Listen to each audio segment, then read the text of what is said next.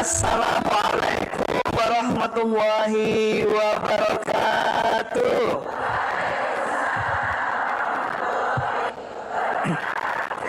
Alhamdulillahirabbil alamin.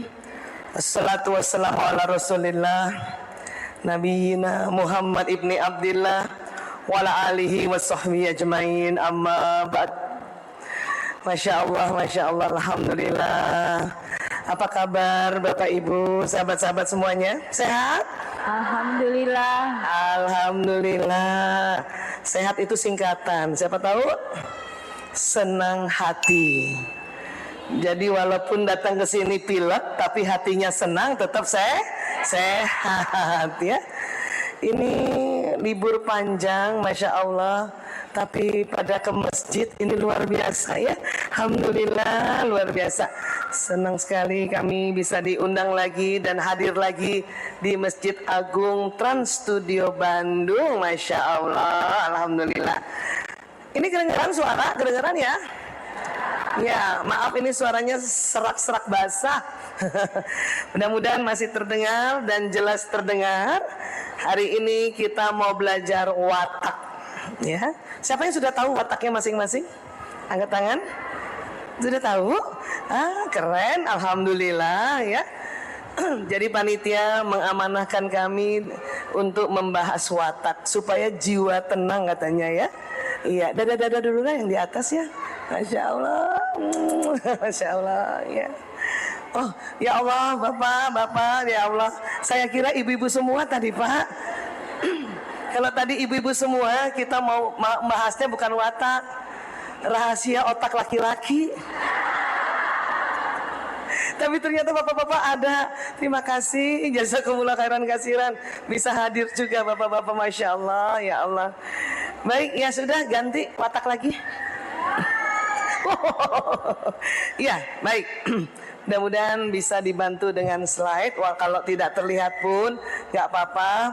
Pokoknya kita harus membayangkan bahwa watak masing-masing manusia itu Allah ciptakan, Allah anugerahkan, dan Allah simpan di dalam otak manusia.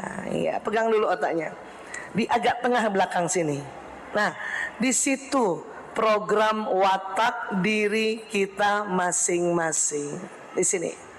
Coba bacakan salawat dulu. Allahumma shalli wa sallim ala Sayyidina Muhammad. 3 kali. Allahumma shalli wa sallim ala Sayyidina Muhammad. Allahumma shalli wa sallim ala Sayyidina Muhammad. Nah, itu. Itu cara paling afdal jika kita merasa ya watak kita sedang tidak baik-baik saja. Langsung bacakan salawat ya. Jadi di mana Bu Aisyah watak itu? Ya, ini pernah belajar ke otak kan ya? Biasanya kalau Bu Isa ya sharing selalu cerita tentang otak. Kenapa? Ya karena kita mau membahas otak sedalam-dalamnya ya. Nah, watak itu letaknya di bagian tengah. Mudah-mudahan kelihatan ya, kelihatan? Nah, di situ tuh. Di sini, makanya tadi kita semua sama-sama pegang.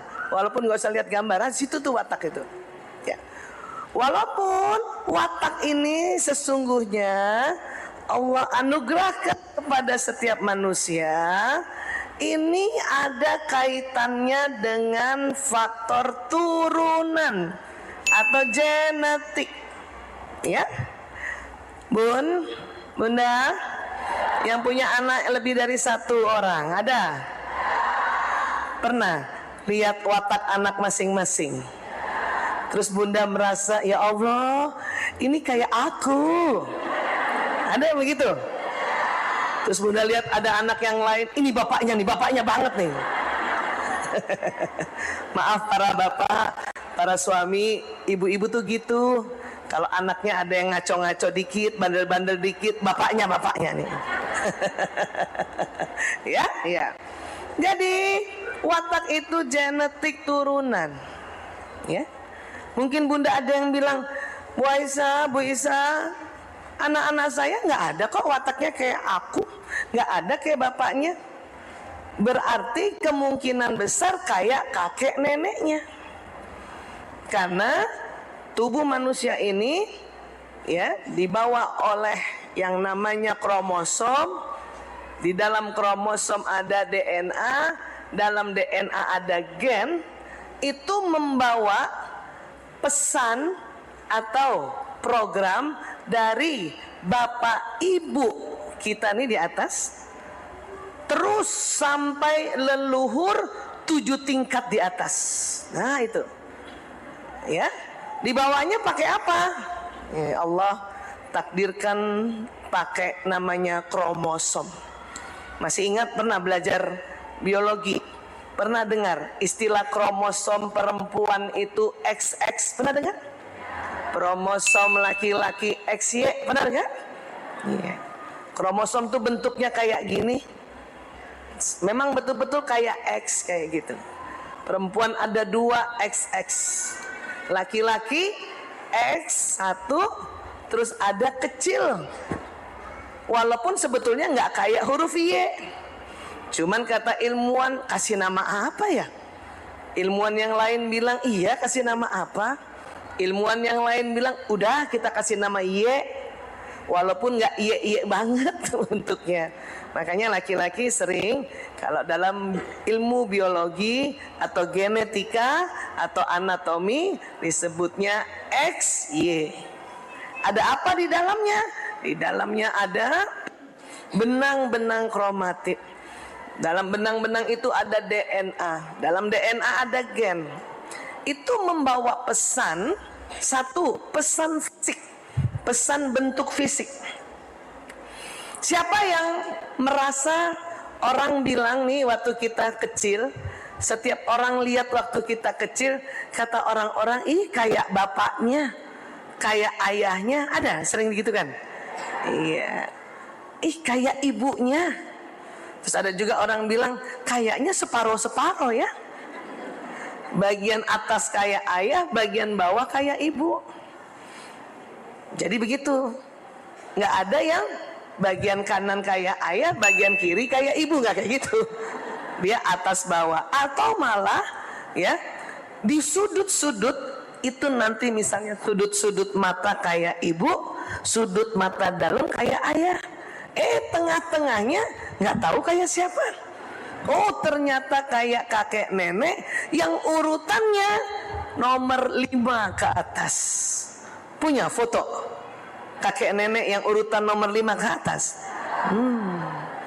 Makanya kita suka curiga duluan ini kayak siapa, padahal kayak leluhurnya yang urutan kelima. Untuk itu kalau nanti buat zuriat kita, buat ya cucu, anak cucu turunan kita, cicit kita, selain kasih warisan tanah, kasih juga foto kita, supaya dia tahu bahwa ada kakek neneknya wajahnya serupa ini, supaya nanti dia turunkan lagi ke bawah, turunkan lagi ke bawah. Jadi kalau ke atas leluhur, kalau bawah turunan. Ibu turunan keberapa dari keluarga? Ke-7. Alhamdulillah. Udah limit itu Bu ya. Udah limit yang ke-7. Ya, baik.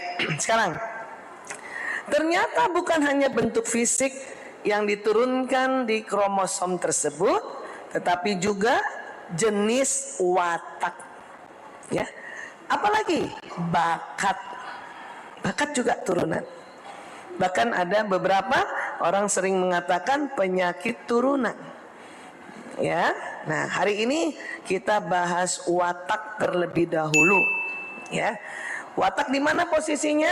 Di tengah sini, ya. Nah, kemudian watak itu ternyata di sini Allah berikan 2 program, ya. Jadi setiap manusia punya 2 jenis program watak. Nah, setiap jenis program watak itu ada kekuatan, ada kelemahan. Ya. Jadi kalau para ilmuwan mengatakan bahwa di otak kita itu memang ada kekuatan kita, ada kelemahan kita. Ya. Kalau di surat Asy-Syams dikatakan ya, Allah memang mengilhamkan jalan kefasikan dan jalan ketakwaan. Ya. Beruntunglah orang-orang yang mensucikan ya jiwa kita. Jadi di dalam ilmu kedokteran sekarang ya, watak, membahas watak itu sama dengan membahas jiwa ya. Dan sangat beruntung orang yang mensucikan jiwa itu. Dengan cara apa? Tentu dengan cara beribadah dan juga dengan cara mempelajari tentang watak kita ya. Dan merugilah orang yang mengotori jiwa itu ya. Maksudnya mengotori ya itu tadi ya, tidak istiqomah ibadah dan juga tidak mau belajar tentang watak ya. Kenapa, apa ada kaitannya kah ibadah khusus kita yaitu sholat dengan otak manusia? Ada ya, ada. Bapak Ibu, sahabat-sahabat semuanya, kalau kita sholat ada posisi ruku, betul? Setelah ruku kemana? Iktidal dulu, habis itu sujud.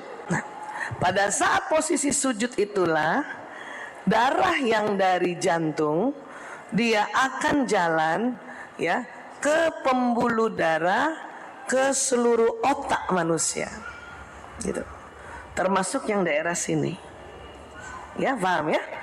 Karena kalau kita tidak dengan posisi sujud, darah itu cuman sampai ya daerah mata saja sebetulnya. Kesini tidak sederas, tidak sebanyak kalau posisi sujud. Walaupun sudah ada sebetulnya ya pembuluh darahnya atau ya saluran-saluran pembuluh darah sudah ada sampai di ujung-ujung otak, bahkan juga sampai di lokasi watak. Tetapi kalau kita posisinya berdiri begini atau duduk begini, itu darah yang mengalir ke sini tidak sederas pada saat posisi sujud. Maka buat orang yang ya istiqomah menegakkan sholat, bahkan ditambahkan lagi dengan sholat-sholat sunnah ya, maka akan lebih sering bersujud sehingga darah yang membawa nutrisi, mineral, oksigen, hormon dia akan mengalir ke otak manusia ya. Pertama yang dialiri otak yang di bagian belakang dahi. Coba Bunda pegang dulu bagian belakang dahinya itu. Ya, itu. Ada otaknya? Alhamdulillah. Otak belakang dahi ini, yang ini nih, saya kasih lihat ya. Nih, ada yang warnanya merah itu tempat kalau kita mempelajari ilmu ya, ilmu pengetahuan masuknya di sini.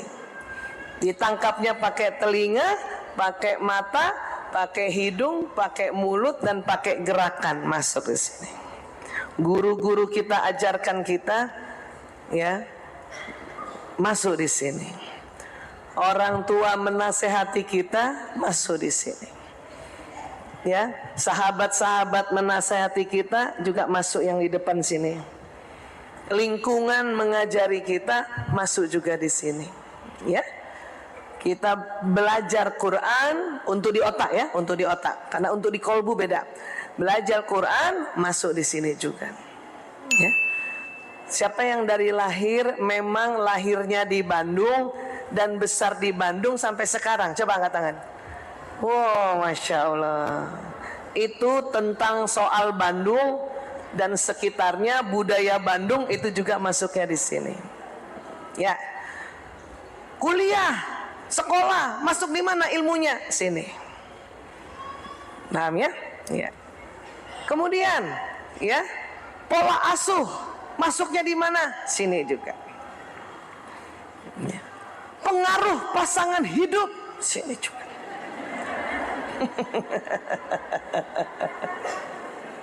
Ya, iya. Tapi ya watak bukan di sini, dia di sini. Sini. Bakat di sini. Jadi pada saat kita sujud, pertama yang kena itu bagian depan. Orang yang banyak belajar, banyak mempelajari sesuatu, tapi tidak sujud, ilmunya cuman tahu doang, tidak faham, ya, tidak sadar. Ada orang sujud, tapi sujudnya tidak tumakninah, kayak patok ayam begini-begini aja. Itu pun nanti darah tidak sempat mengalir ke depan sini. Darah juga bingung, ini mau sampai situ apa enggak? Dia juga bingung gitu, ya. Ini kumaha terus jalan tutut kayak gitu. Ya, tahu ya di sini. Terus darah juga akan mengalir yang di bagian belakang sini, masya Allah. Ya, tempat watak dan bakat. Jadi bun, kalau bakat itu enggak dua, watak dua. Bakat Allah berikan pada semua manusia antara 8 sampai 9 jenis di sini. Cuman memang 8-8-nya itu barulah potensi, perlu dicari atau distimulasi atau dikembangkan. Karena kadang bakat-bakat itu dia terbenam di otak tengah. Makanya ada istilah bakatnya terpendam. Ada orang juga bakatnya terpendam sangat dalam, nggak muncul-muncul. Ya, maka jangan salah dengan kita bersujud. Ya, ini satu manfaat sujud dari jutaan manfaat adalah ya menyalakan, kalau anak sekarang bilang mengaktifasi, mengakses bakat yang mungkin agak dalam sedikit terpendamnya gitu. Jadi bunda kalau merasa ya Allah, saya bikin apa lagi ya yang untuk bisa membuka pintu rezeki, bakat kok kayaknya nggak punya, salah itu. Bakat sebetulnya punya, tapi masih sangat terpendam. Itu. Bagaimana kalau gitu untuk menyalakan? Sujudnya tumakninah. Jangan buru-buru, ya. Karena secara ubudiyah juga pada saat kita posisi sujud, itulah posisi yang paling dekat dengan Allah Ta'ala. Maka ibu kan sering juga habis doa sujud berdoa sesuatu yang diinginkannya. Termasuk juga kalau ibu merasa ya Allah, saya mohon ya Allah, ya bukakan bakat-bakatku ya Allah. Siapa tahu dengan bakat ini itu menambah pintu rezeki. Nah makanya waktu ibu sujud, ibu doa tuh bayangin darah mengalir ke sini, ada bakat-bakat ibu yang sangat terpendam. Itu naik ke atas. Masya Allah. Bakat ada 8, ada orang yang 9 bakat. Termasuk bakat masak. Masak tuh bakat. Siapa yang senang masak di sini? Insya Allah. Biasanya bahasa kerennya, istilahnya kecerdasan naturalis.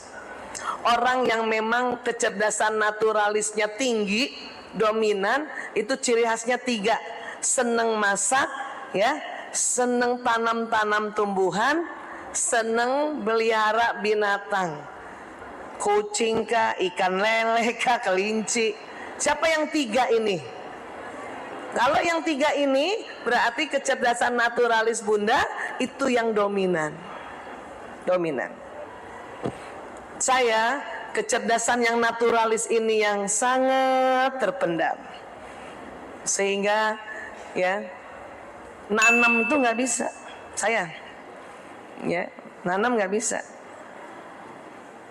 Saudara saya nanam langsung tumbuh, saya enggak, nanam busuk. Tapi dulu saya suka merasa gini, ih norak banget ya, ini tangan apa sih ini gitu ya. Terus banyak orang bilang, tanganmu tidak penuh kasih sayang terhadap tanaman. Oh ya? Tapi setelah belajar ilmu bakat baru mengerti bahwa oh itu bakat. Jadi masak itu ya bisa bakatnya ada pada perempuan, bisa juga pada ada laki-laki. Bahkan laki-laki yang jago masak enak ya, Rasakannya ya? Iya, gitu. Terus suatu ketika karena keadaan kepepet menikah, gitu kan?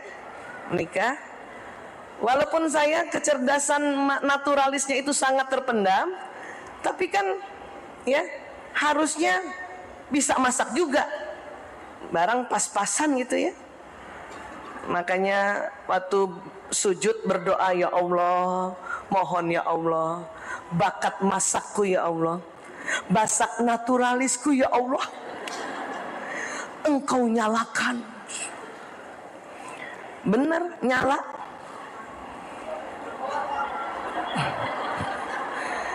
Tapi pas masak tanya suami, gimana mas? Enak? Itu kode berarti nggak enak ya. Oh ya. Tapi juga tidak juga merasa bersalah bahwa saya bodoh, saya nggak usah gitu. Berarti sujudnya masih harus ditambah lagi. Ya, sujud lagi, sujud lagi. Sekarang sih di komentarinnya bukan gitu. Ya. Apa komentar suami? Gimana ya? Telur dadar lumayan. Berarti sudah berkembang.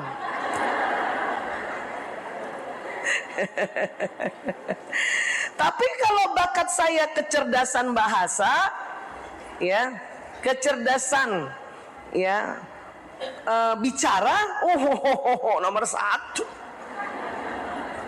Masya Allah, dominan. Nggak perlu pakai kursus. Kalau bisa malah gurunya saya kasih kursus. Jadi inilah bakat juga ada di sini. Ya, hari ini kita belajarnya watak dulu, ya. Karena bakat itu unik, dia ada 8 jenis. Jadi sekali lagi bakat ada di sini, watak ada di sini, ya, masya Allah. Nah, Bu Isa, apakah watak bisa berubah? Tidak. Jadi jangan Anda lagi yang tanya, Bu Isa, watak berubah? Udah saya belum jawab sekarang, tidak.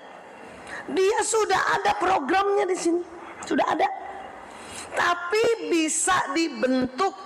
Pakai apa bentukannya?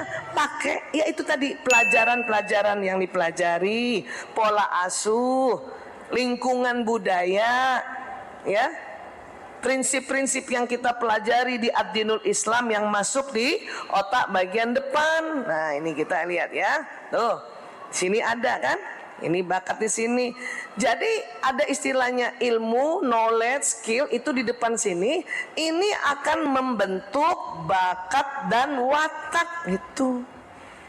Jadi watak tetap sama. Seumpama paling gampang apa perumpamaannya? Perumpamaannya adalah bahan dasar. Kayu, besi, batu, plastik. Kayu nggak mungkin ujuk-ujuk jadi besi, ya. Besi tiba-tiba jadi plastik, ya ini bahan dasar. Bahan dasar inilah seumpama, ya, watak. Terus mau diapakan? Mau dibentuk. Mau dibentuk apa? Meja. Meja. Bisakah kayu dibentuk jadi meja? Bisa? Bisakah besi dibentuk jadi meja? Bisakah plastik dibentuk jadi meja? Batu bisa jadi meja? Bisa, bisa. Ibu nggak punya meja batu? Wah, ya bisa Bu. Jadi dia bisa dibentuk. Tapi karena kita tahu bahan dasarnya, maka kita bisa pilih peralatannya, pilih gergajinya, pilih obengnya, ya, pilih pisaunya. Kalau kita sudah tahu bahan dasarnya, untuk jadi apa? Jadi dibentuk meja. Nah, membentuk meja inilah istilahnya membentuk karakter. Ya, watak itu apa? Bahan dasar. Sekarang kita mau cek masing-masing. Ya, Bapak Ibu, para bunda, para sahabat-sahabatku ini wataknya yang mana? Watak meja kah? Watak besi kah? Watak batu kah? Atau watak plastik, ya? Iya. Baik, sekarang bagaimana caranya tahu tentang watak? Masya Allah, sebetulnya gampang ya. beberapa sahabat-sahabat Bapak Ibu mungkin sudah pernah ikuti ya pelajaran ini, baik dari guru-guru yang lain, baca buku, lihat YouTube. Sekarang Masya Allah belajar itu mudah ya. Hari ini pun saya sebetulnya buat teman-teman yang sudah pernah belajar watak, sengaja diulang-ulang supaya tambah faham. Karena otak ini harus diulang-ulang, belajar harus diulang-ulang, harus murojaah supaya tambah faham. Sudah faham juga harus diulang-ulang supaya tambah sadar. Kalau saya wataknya batu misalnya, kalau saya wataknya kayu gitu. Ya, tapi tentu ya nama-nama watak tidak diberi nama seperti batu, kayu, plastik, besi ya, karena nggak enak nanti teman-teman yang ternyata memang wataknya kayak batu, temennya tanya ya, Neng wataknya apa? Batu. Neng wataknya apa? Aku kayu. Yang kayu merasa cantik gitu ya. Neng wataknya apa? Aku mah plastik. Minimalis. Maka istilah watak bukan batu, kayu, plastik, besi, tetapi juga dibagi 4 besar. Walaupun nanti kayu juga akan terbagi-bagi lebih detail lagi. Ada kayu jati, jati aja terbagi 2, jati tua sama jati muda, jati enom, kan gitu ya. Iya, besi juga beda. Tapi dibagi 4 besar, sama seperti watak kita bagi 4 besar, tetapi tetap nanti setiap watak punya keunikan masing-masing. Kenapa? Karena dipengaruhi oleh pola asuh, lingkungan dia besar atau lingkungan dia lahir, dia sekolah di mana, itu mempengaruhi. Ya. Dapat pasangan siapa itu dipengaruhi juga. Cuman kita perlu juga tahu 4 besarnya ya. Baik. Gampangkah untuk mendeteksi watak? Watak ini sebetulnya ranah teman-teman psikolog. Ada yang psikolog di sini? Psikolog yang sekolahnya Fakultas Psikologi. Fakultas Psikologi adalah fakultas yang mempelajari ya segi-segi mental kita, psikis kita, diantaranya watak. Ya, tetapi sebagai orang awam, ya, atau sebagai orang yang memang bukan psikolog, rupanya harus mengerti tentang watak. Cuman nanti bila ya ingin berlanjut tahu detailnya, silakan hubungi psikolog. Apalagi para bunda nih harus dicetak sebagai sepertiga dokter, sepertiga psikolog, sepertiga guru. Sepertiga dokter bagaimana? Bunda harus belajar. Anak demam, batuk, pilek, diare, udah tahu obatnya, nggak usah bawa ke dokter. Nanti bila sakit berlanjut, baru hubungi dokter. Nah gitu. Sepertiga psikolog, bunda harus tahu. Oh, watak saya teh yang jenis ini. Suami saya yang jenis ini, anak pertama jenis ini, 2, 3, 4. Nanti kalau sakit berlanjut hubungi psikolog gitu. Kemudian juga bunda sebagai guru, bahkan guru utama dan pertama. Tapi semakin anak-anak sekolahnya semakin tinggi, apakah kita masih bisa dampingin terus? Bisa bunda, temenin anak-anak yang SMA belajar matematika, yang sudah masuk kalkulus, sin, tangen, apalagi ya modul zaman sekarang, bisa bunda. Waktu SMA anak bungsu saya Dek Ragil, ibu PR aku susah. Saya begini, coba ibu lihat nak. Saya baca, terus anak saya tanya, ibu tahu? Enggak. Lah ngapain baca? Ya ibu mau tahu aja anak SMA sekarang matematikanya kayak apa. Ya Allah ibu, tapi dia juga ketawa karena saya ceritanya mau bantuin, tapi ternyata beda. Maka pendidikan berlanjut, hubungi guru. Ngerti ya bu ya? Keluar dari ruangan ini ibu jadi psikolog, setuju? sepertiga aja ya, sepertiga aja. Baik, sekarang tes watak gampang, ada tes cepat ya, ada tes cepat. Caranya apa? Cuman tes watak cepat ini harus membayangkan usia Bapak Ibu dan teman-teman semua mundur. Kemana? SD, sekolah dasar.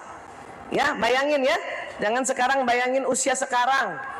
Ya, mundur ya. Saya hitung 3 ke 1. Ibu bayangin mundur. Bapak juga bayangin mundur ya. Ibu-ibu teman-teman di atas juga mundur ya. Ke SD ya. Ya, yuk bismillahirrahmanirrahim. 3, 2, 1. Bayangin lagi pakai baju seragam SD. Ibu SD di mana, Bu? Ibu di mana, Bu? SD-nya yang di Bandung siapa? Masya Allah. SD di Tasik siapa? SD di Tasik? Ada orang Tasik. Baik. SD di Cilacap siapa? Ada? Wah, Ibu Cilacap. Iya. SD di Banjar siapa? Banjar? Oh, ya. Udah ya, bayangin SD ya. Kelas berapa, Bu Aisyah? Ya terserah Ibu mau kelas berapa kira-kira? Hah? Kelas 6 boleh, kelas 5 boleh, kelas 4 boleh. Pokoknya SD. Nah, sekarang ini pada SD semua ya. Saya datang kepala sekolah SD. Masya Allah. Anak-anak, 3 bulan lagi kita mau bikin teater. Tahu teater? Drama. Tahu drama? Zaman dulu namanya sandiwara. Siapa yang tahu sandiwara? Ketahuan umurnya sudah. Ngerti sandiwara ya. Teater ya, anak-anak semua dengar ya. Dan semuanya harus berperan. Sekarang masing-masing anak-anak bayangin waktu SD, bukan usia yang tadi. Ini SD sekarang. Kalau nanti ada teater, mau jadi apa? Ada 4 pilihan di sini. Tolong pilih 1 ya. Apa, Bu Aisyah? Sekarang pilih. Apakah mau jadi penonton, penulis skenario, sutradara atau artis? Nah, pilih yang mana, Ibu? Ada pilih artis.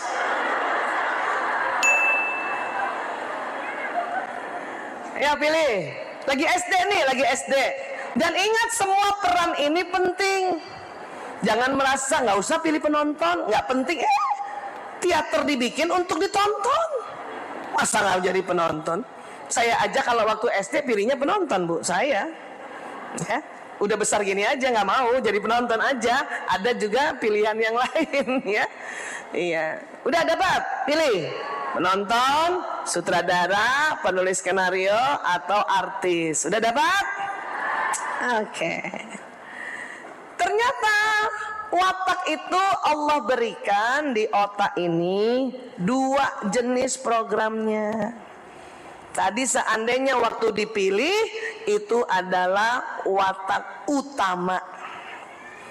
Sekarang kita cari lagi watak kombinasi. Maka tadi dari 4 pilihan penonton, sutradara, penulis skenario, artis, Ibu sudah pilih, Bapak sudah pilih 1.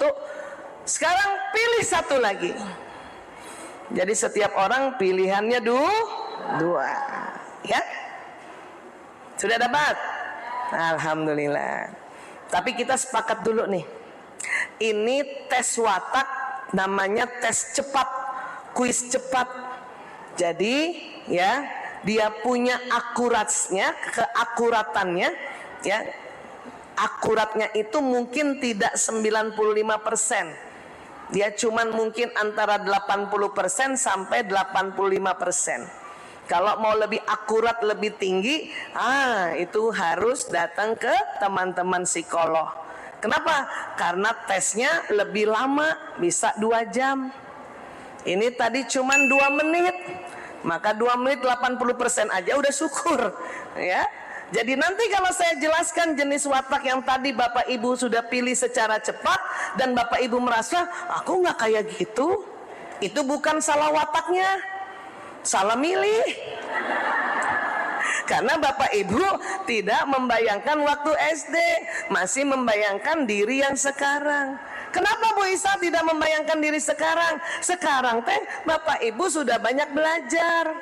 Jadi watak di sini sudah banyak dipengaruhi dengan isi yang di depan. Bahkan juga terpengaruh dengan watak pasangan. Jadi nanti kalau umur segini milih watak tadi, takutnya yang ibu pilih watak pasangan. Paham tentang ini ya? Ya, baik, sekarang siapa yang pilih penonton? Para penonton. Bapak-bapak, ibu-ibu. Betul Bu, pilih penonton Bu. Masya Allah. Bu, Ibu, betul pilih penonton. Siapa yang pilihan keduanya penonton? Ada? Ada juga pilihan keduanya penonton. Baik, sekarang tipe penonton ini adalah tipe orang yang Allah berikan program di otaknya. Dia mempunyai hasrat damai. Masya Allah. Betul Bu, damai Bu. Peace, kata anak sekarang. Ya, kalau di foto gaya peace tuh begini. Damai. Dan ciri khasnya pengamat. Senang mengamati. Waktu diamati dia pikirin. Sudah nggak diamati, nggak dipikirin. Nah itu pengamat. Ya. Apa ciri khas orang damai ini? Ya, namanya saja damai.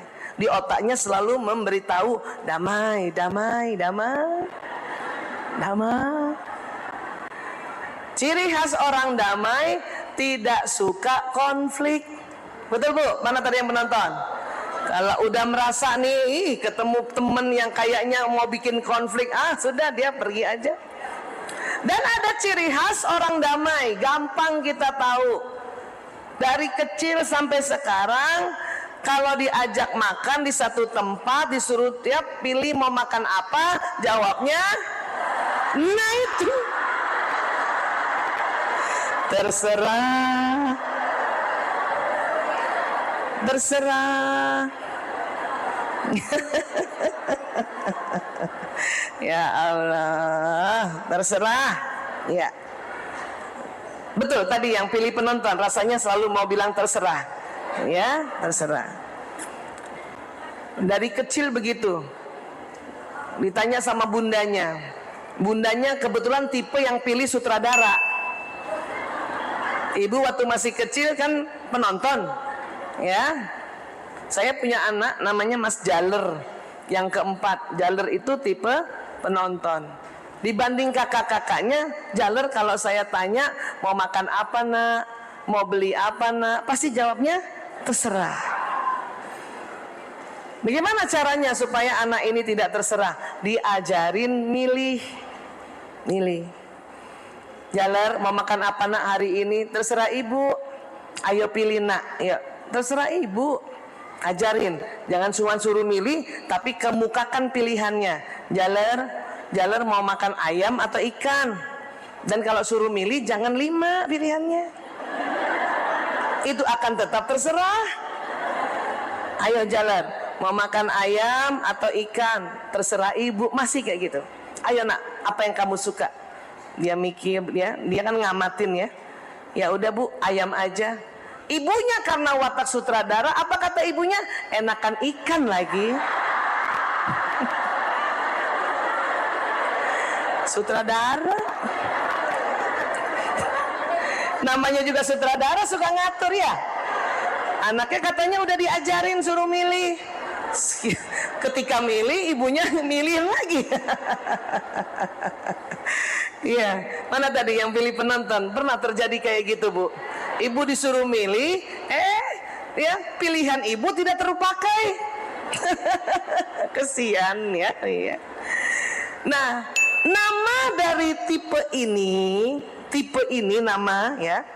Biasanya di ilmu-ilmu psikologi menggunakan istilah ya Dan istilah yang sering dipakai, istilah yang ditentukan oleh seorang ilmuwan yang lahirnya 300 tahun sebelum Nabi Isa alaihissalam lahir, namanya Hippocrates. Jadi Hippocrates itu manusia mungkin peneliti ya, ilmuwan ya. Selalu berdoa mungkin sama Tuhan pada saat itu, ya Tuhan, saya kok lihat orang begitu banyak, tapi kok ada 4 besar dia kira-kira ya, yang mirip-mirip. Mungkin mohon petunjuk, Tuhan berikan petunjuk. Ya, ilmuwan manapun walaupun dia bukan muslim, kalau sedang meneliti tentang sunnatullah, minta petunjuk, Allah kasih petunjuk.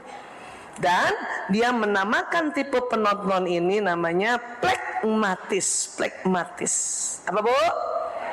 Plekmatis. Ini bahasa Latin.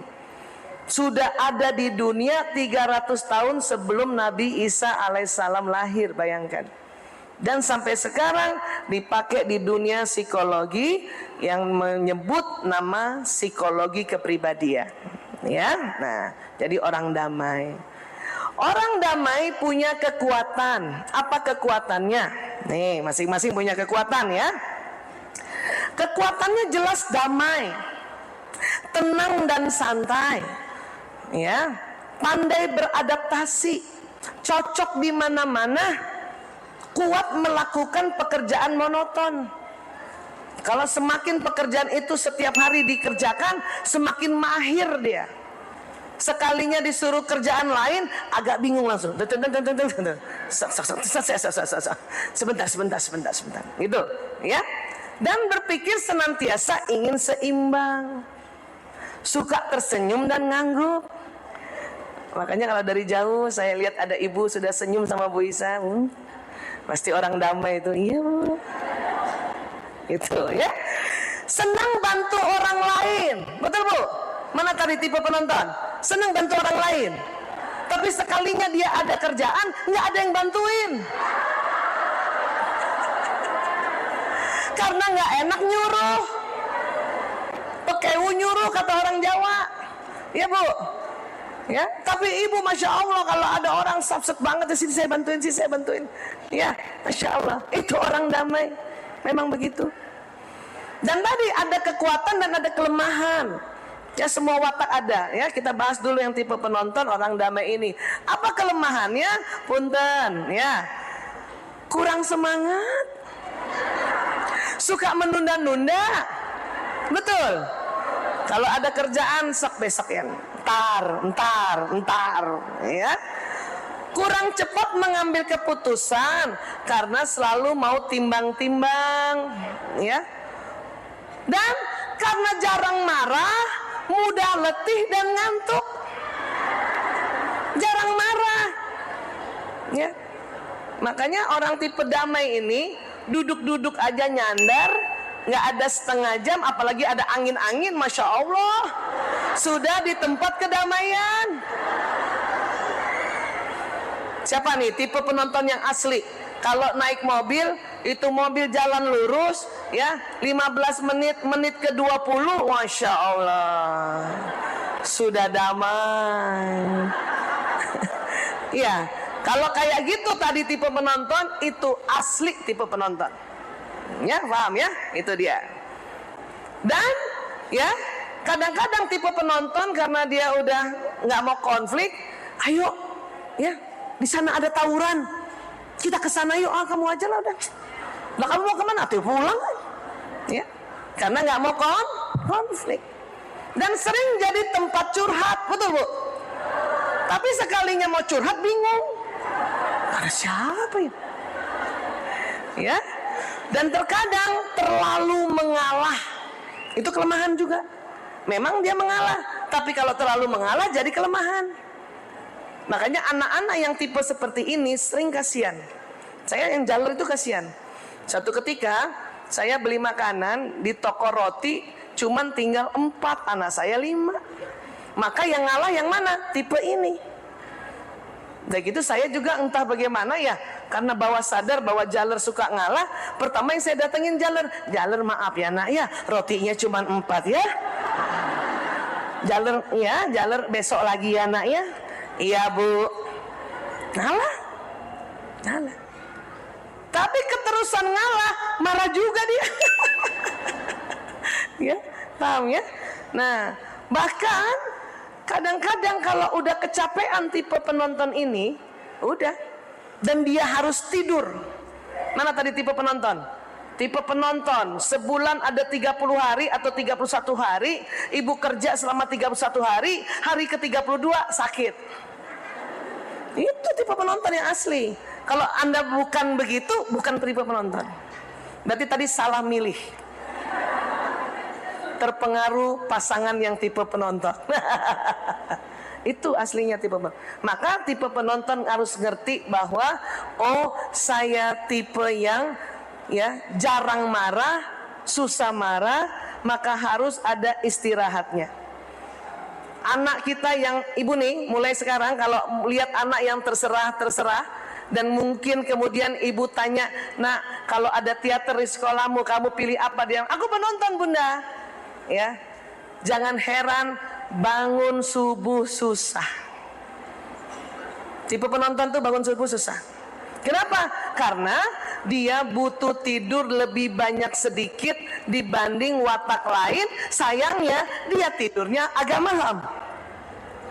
Maka tipe penonton inilah yang paling cocok untuk bikin dia bangun subuh adalah pasang alarm yang 5 menit sekali bunyi. Tuh, mana tipe penonton gitu. Dan udah tahu lagi, 5 menit, pencet 5 menit. Masih ada 5 menit, pencet lagi gitu. Maka harus ambil ancang-ancang. Ya, kalau mau bangun jam 4, maka jam 3.30 sudah bunyi itu alarm. Ya, paham ya? Nah, ini. Hebatnya apa? Oh, itu hebat kekuatannya tuh damai. Bantuin orang, ya. Senang pekerjaan yang monoton, Masya Allah nih, luar biasa tipe penonton, ya. Damai. Sekarang, siapa yang pilih penulis skenario? Baik pilihan pertama dan kedua. Orang yang pilih penulis skenario, kemungkinan besar di otaknya Allah ya anugerahkan hasrat sempurna. Ciri khasnya pemikir. Hasratnya selalu ingin mengerjakan apa-apa dengan baik, dengan sempurna, dengan teratur. Betul, Bu? Ciri khasnya pemikir. Apa-apa dipikirin. Pikirinnya mendalam. Ya. Nama dari kepribadian ini disebutnya melankolis. Gampang mau tahu orang melankolis itu gampang sekali. Kita kalau deteksi watak orang, melankolislah yang paling cepat terdeteksi. Kenapa? Rapi. Bahkan rapinya dari kecil. Ya. Dan gampang juga untuk tahu orang anak kita ini tipe melankolis atau bukan. Mulainya dari mana? Pada saat dia sudah bisa sikat gigi, pakai pasta gigi, tipe inilah yang kalau pencet pasta gigi selalu dari bawah. Coba tadi siapa yang pilih penulis skenario? Betul, Bu?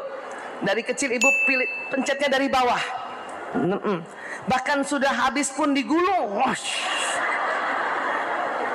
Bahkan ada melankolis yang sangat ingin sempurna habisnya, sudah digulung tuh pasta gigi, ambil gunting, digunting. Ada yang begitu?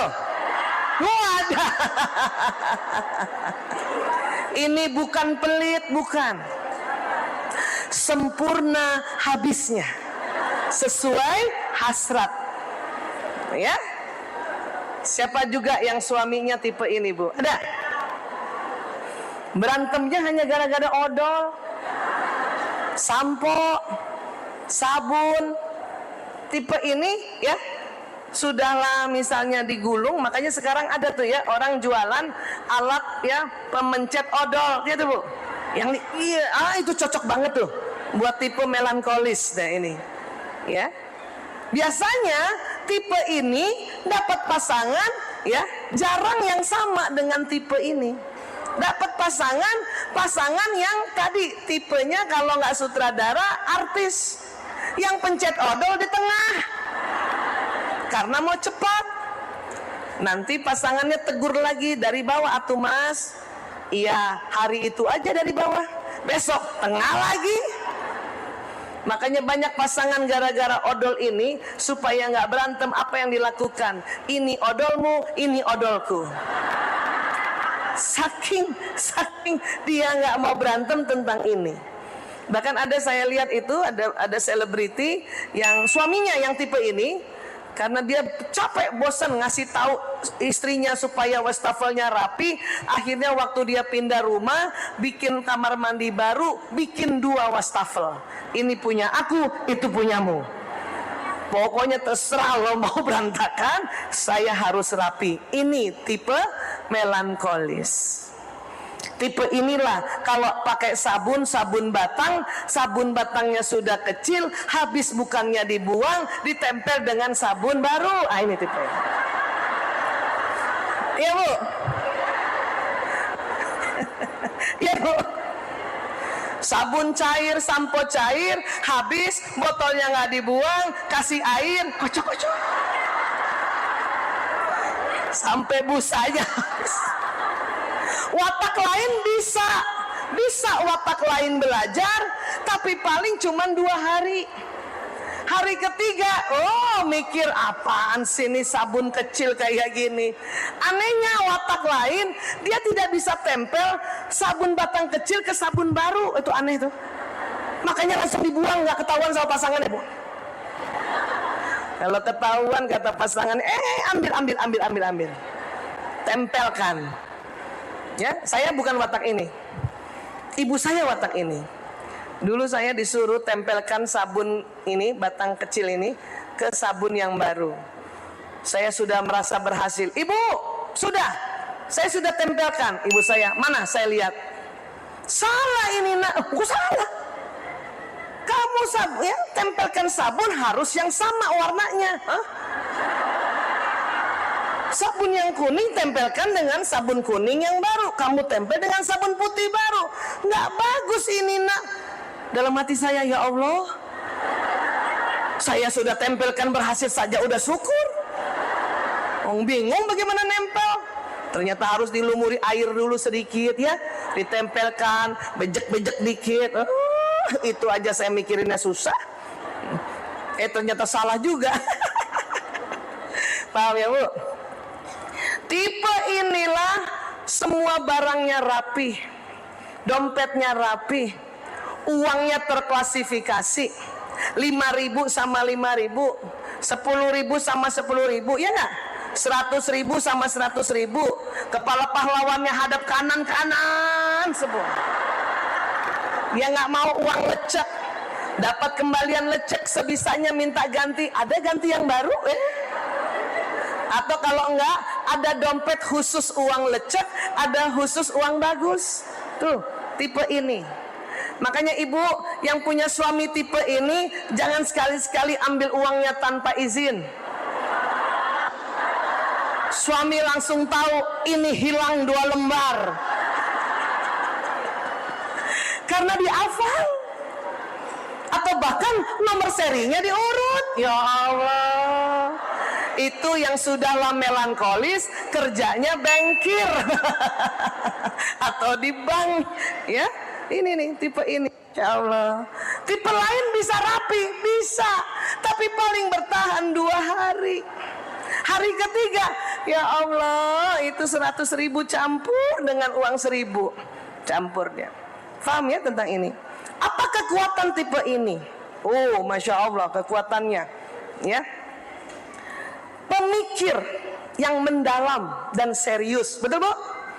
Analisa, otaknya selalu kenapa begini, loh kok begitu, kenapa ya? Mendalam itu namanya, ya.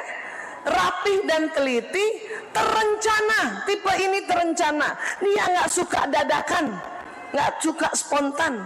Tipe ini tipe idealis. Tipe ini juga tipe yang introspektif, karena takut salah. Makanya setiap malam dia mikir, ya Allah, apakah tadi aku melakukan kesalahan? Itu nih, tipe ini sering banget.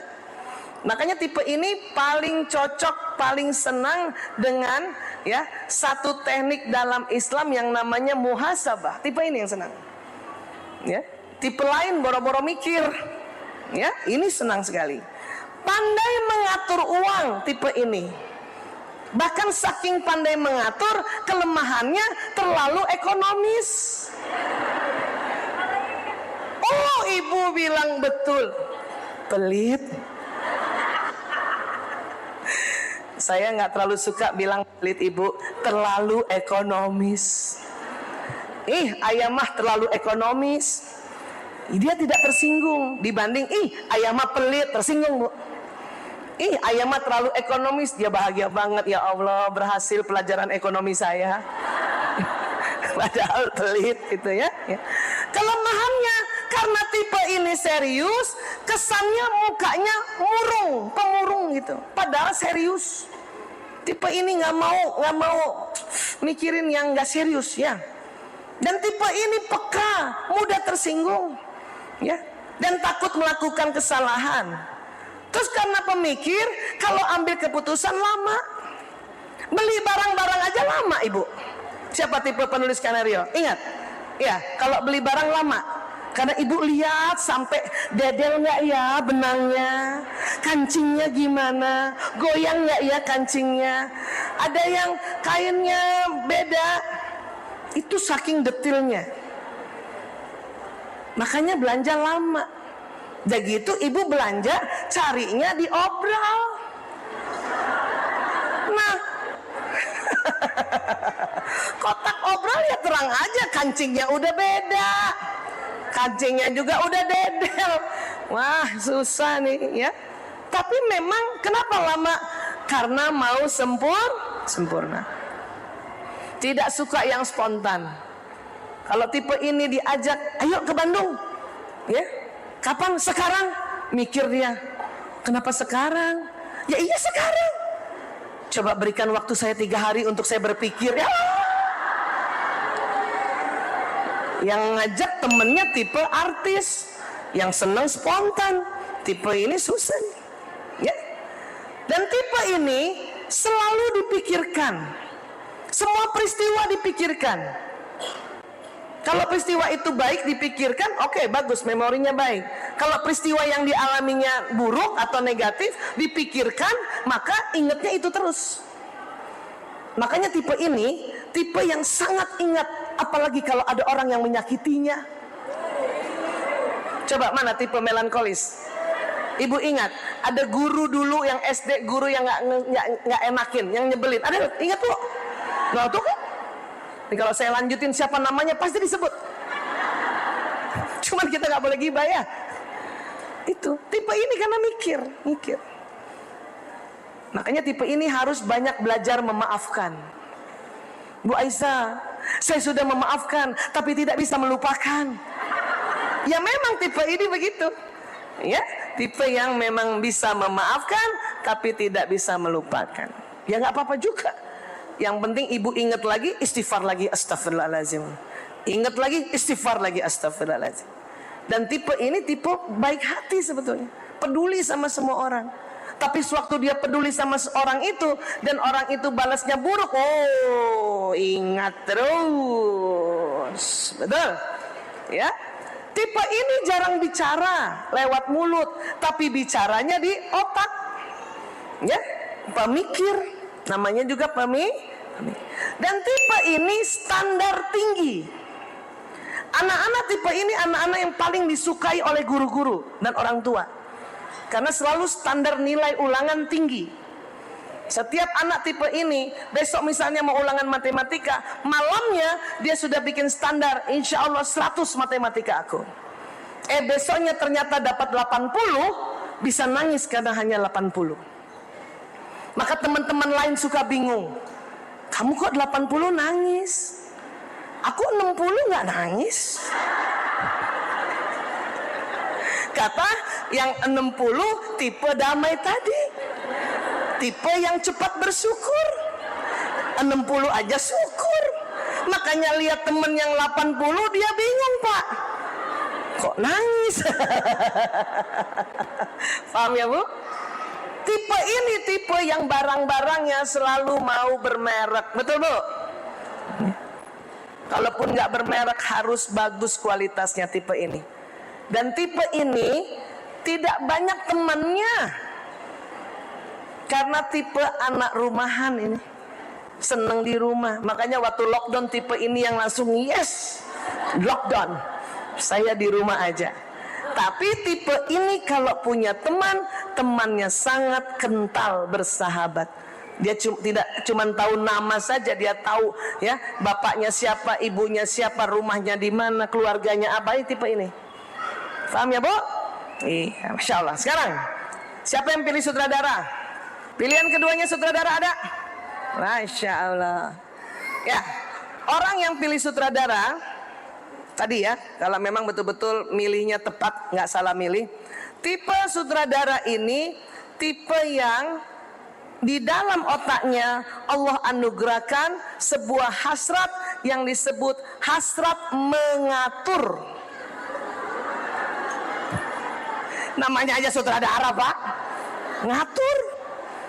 Ibu rasa mana tipe sutradara? Ibu suka ngatur, pandai mengatur, dan selalu mau cepat. Dia kesel kalau sama anak yang lelet-lelet, pasangan hidup yang lelet. Padahal 88% tipe sutradara pasangan hidupnya yang tipe pragmatis tadi, yang tipe damai. Betul, Bun? Ciri khasnya pelaku dia nih. Ini tipe yang tidurnya itu bisa bangun tidur loncat langsung kerja. Ini tipe ini. Nggak pakai leye-leye ini. Beker belum bunyi dia udah loncat. Betul. Tipe ini seneng ngatur, mau cepat, ya, punya prinsip keras atau benar-benar kekeh prinsipnya, ya. Disebutnya koleris. Apa, Bu? Koleris. Ya. Nah, apa kekuatan tipe ini? Masya Allah. Kekuatan tipe ini jelas seorang pemimpin yang kuat ini. Dari kecil udah ngatur. Siapa yang diatur? Orang tuanya. Coba tanya sama ibunya mana tipe koleris nih, bapak atau ibu. Bunda, kalau masih ada ibu ya. Dulu waktu bayi nyebelin ya. Kenapa? Kamu ngatur, ya. Susu nih misalnya mau dikasih ASI, ibunya baru siap-siap bersihkan ASINya, udah teriak, wah, udah teriak dia. Ya. Dan tipe ini waktu bayi susah tidur. Kenapa? Mau ngatur. Setiap ada mainan lempar. Supaya apa? Ya, ibunya diatur untuk ambil tuh mainan.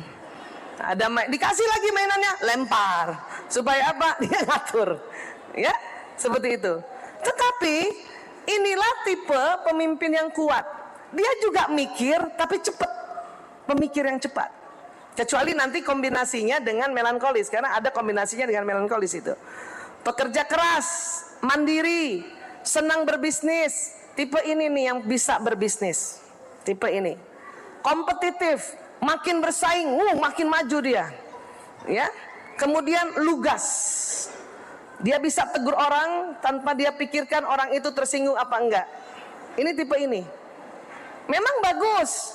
Tetapi kalau kita lebih tahu lagi caranya menegur tanpa menyakiti orang, itu jauh lebih bagus. Itu yang disebut koleris tawadu. Kan koleris seneng banget kan negur orang. Kancingnya tuh. Tangannya begini. Tapi kalau koleris yang sudah rajin taklim, tahu bahwa adab menegur orang tidak di depan orang, tidak di WA grup, tapi japri, itu koleris tawadu tuh, Masya Allah. Dia kalau ngenegur orang, kalau kancingnya orang itu, ya mungkin miring gitu ya. Kalau tipe koleris tuh negur langsung. Kalau tipe melankolis, cuman mikirin.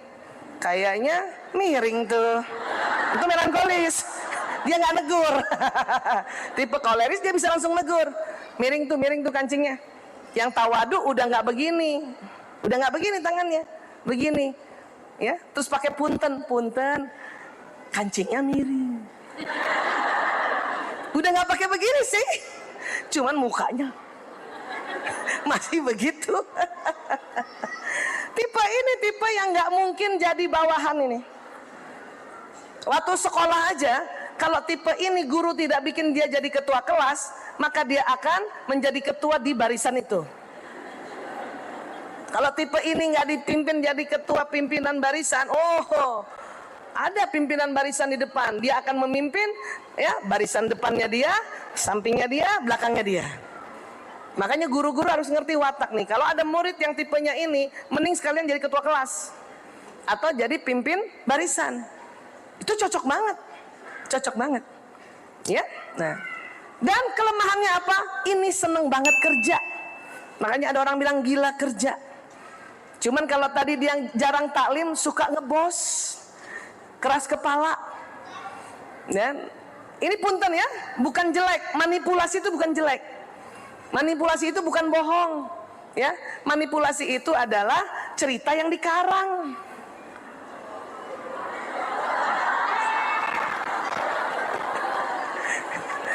Ini ada kelemahan ini.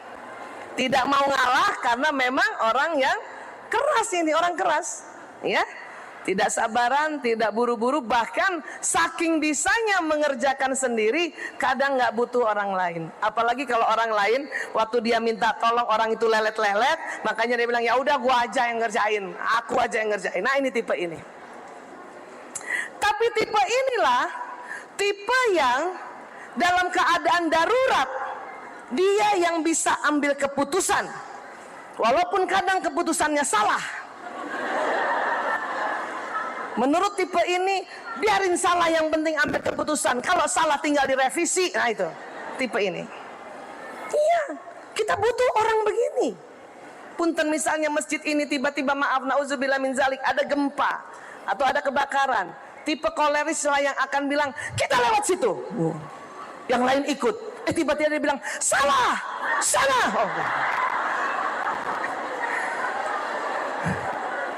Kita juga kok ya ikut ya. Ibu kebayang nggak kalau tipe damai, tipe penonton yang ambil keputusan? Lewat mana Pak? Terserah. Jadi lewat mana ya terserah.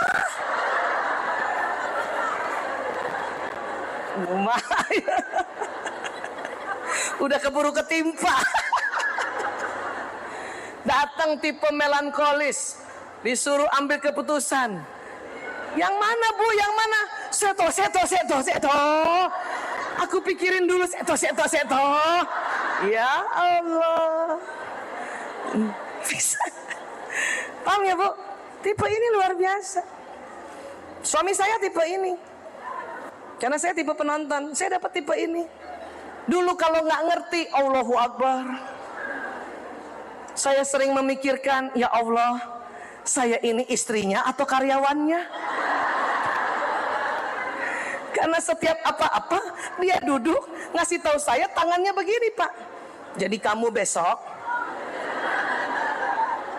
kan dia suka ngatur ya.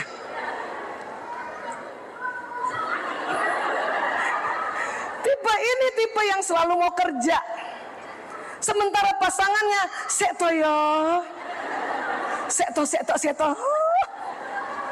Saya dulu nggak boleh tidur siang Pak, karena suami saya tipe ini. Padahal tipe plekmatis, tipe yang harus tidur sebentar, ngecharge, karena jarang marah. Saya tuh jarang marah. Makanya kalau saya marah suami saya takut, karena jarang marah. Dulu nggak boleh tidur siang, walaupun dia nggak bilang kamu tidak boleh, tinggal gitu. Tapi pada saat saya siang-siang lele, matanya.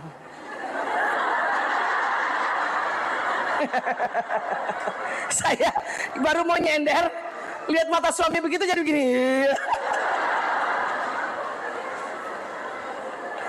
Tapi sekarang setelah tahu ilmu ini, mantap. Dia sudah tahu kalau waktunya saya istirahat. Apa dia bilang sama saya? Udah Bu Isa istirahat aja. Terus dia kasih tahu anak-anak saya, jangan ada yang ganggu, Bu Isa mau ngecharge. Itu pentingnya belajar. Dan saya juga sekarang udah mengerti kalau suami saya ngomong dengan begini, itu berarti bukan saya karyawannya. Saya sedang diatur. Gitu. Sekarang udah pinter gak pakai gini, tangannya 5 begini. Paham ya? Ya, makanya inilah tipe yang bikin kita bergairah kerja. Saya bersyukur sama suami saya, ayah terima kasih ya. Kamu ya tipe koleris, memang pasangan tipe plekmatis. Saya kalau nggak dapet kamu tipe koleris, mungkin nggak jadi seperti ini seorang Aisyah Dahlan. Saya bilang gitu. Suami saya bahagia banget.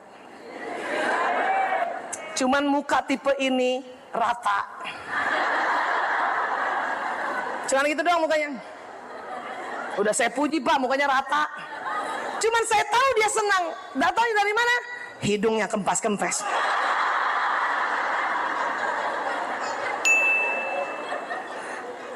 Ya, Masya Allah. Nah, jadi satu lagi tipe yang namanya artis. Siapa yang pilih artis tadi? Mana? Artis beneran nggak? Atau artis jadi-jadian? Mana tipe artis? Masya Allah.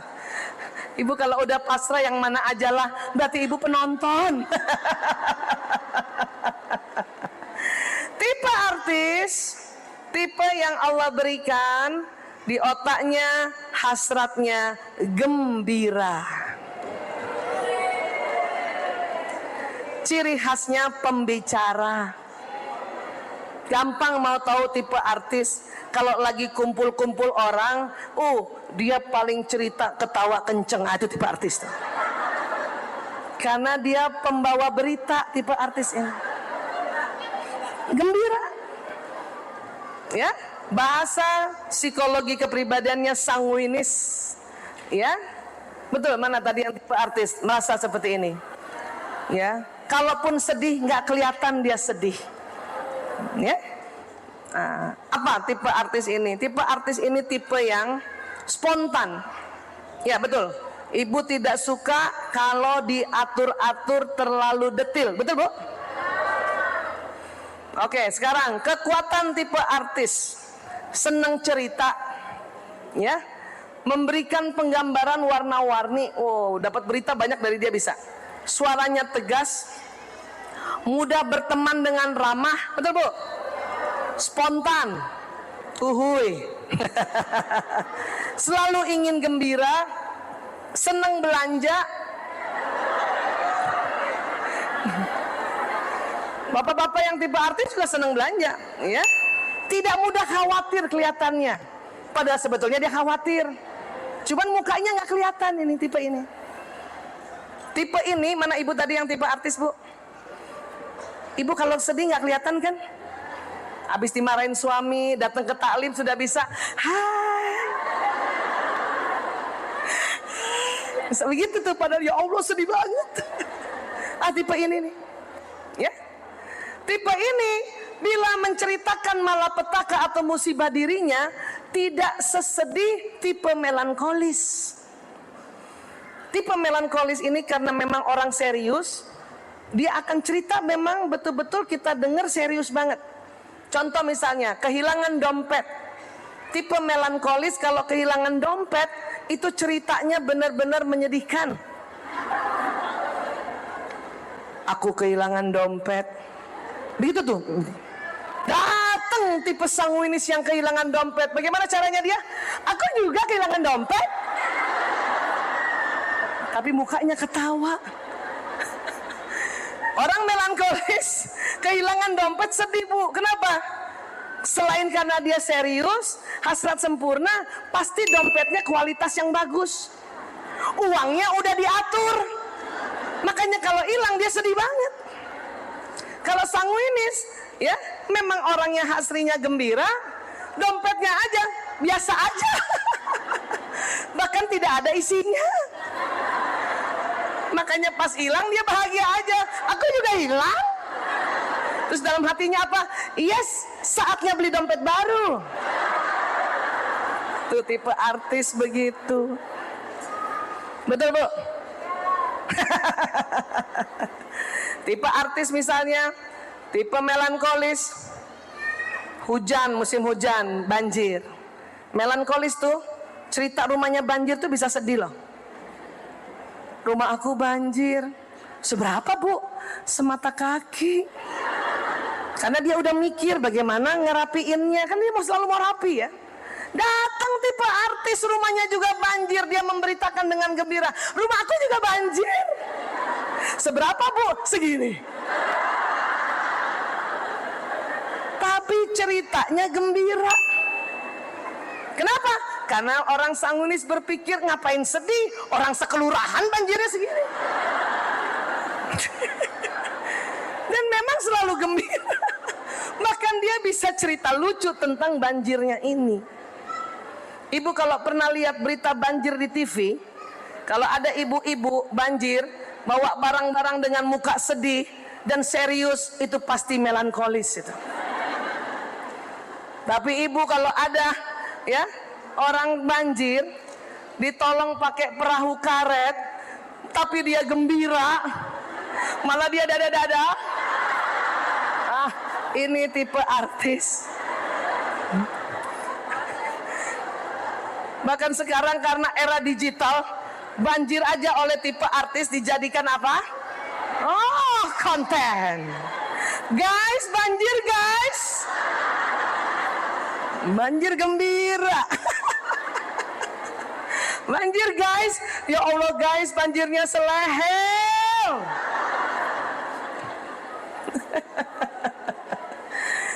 Pak Camat, Pak Lurahnya diwawancara, kalau ada orang di belakang yang itu tipe artis.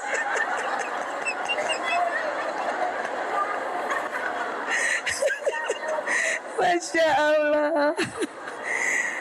Ya, begitu nggak? Yang artis mana dia? Ya, kalau seperti itu, berarti ibu artis betulan.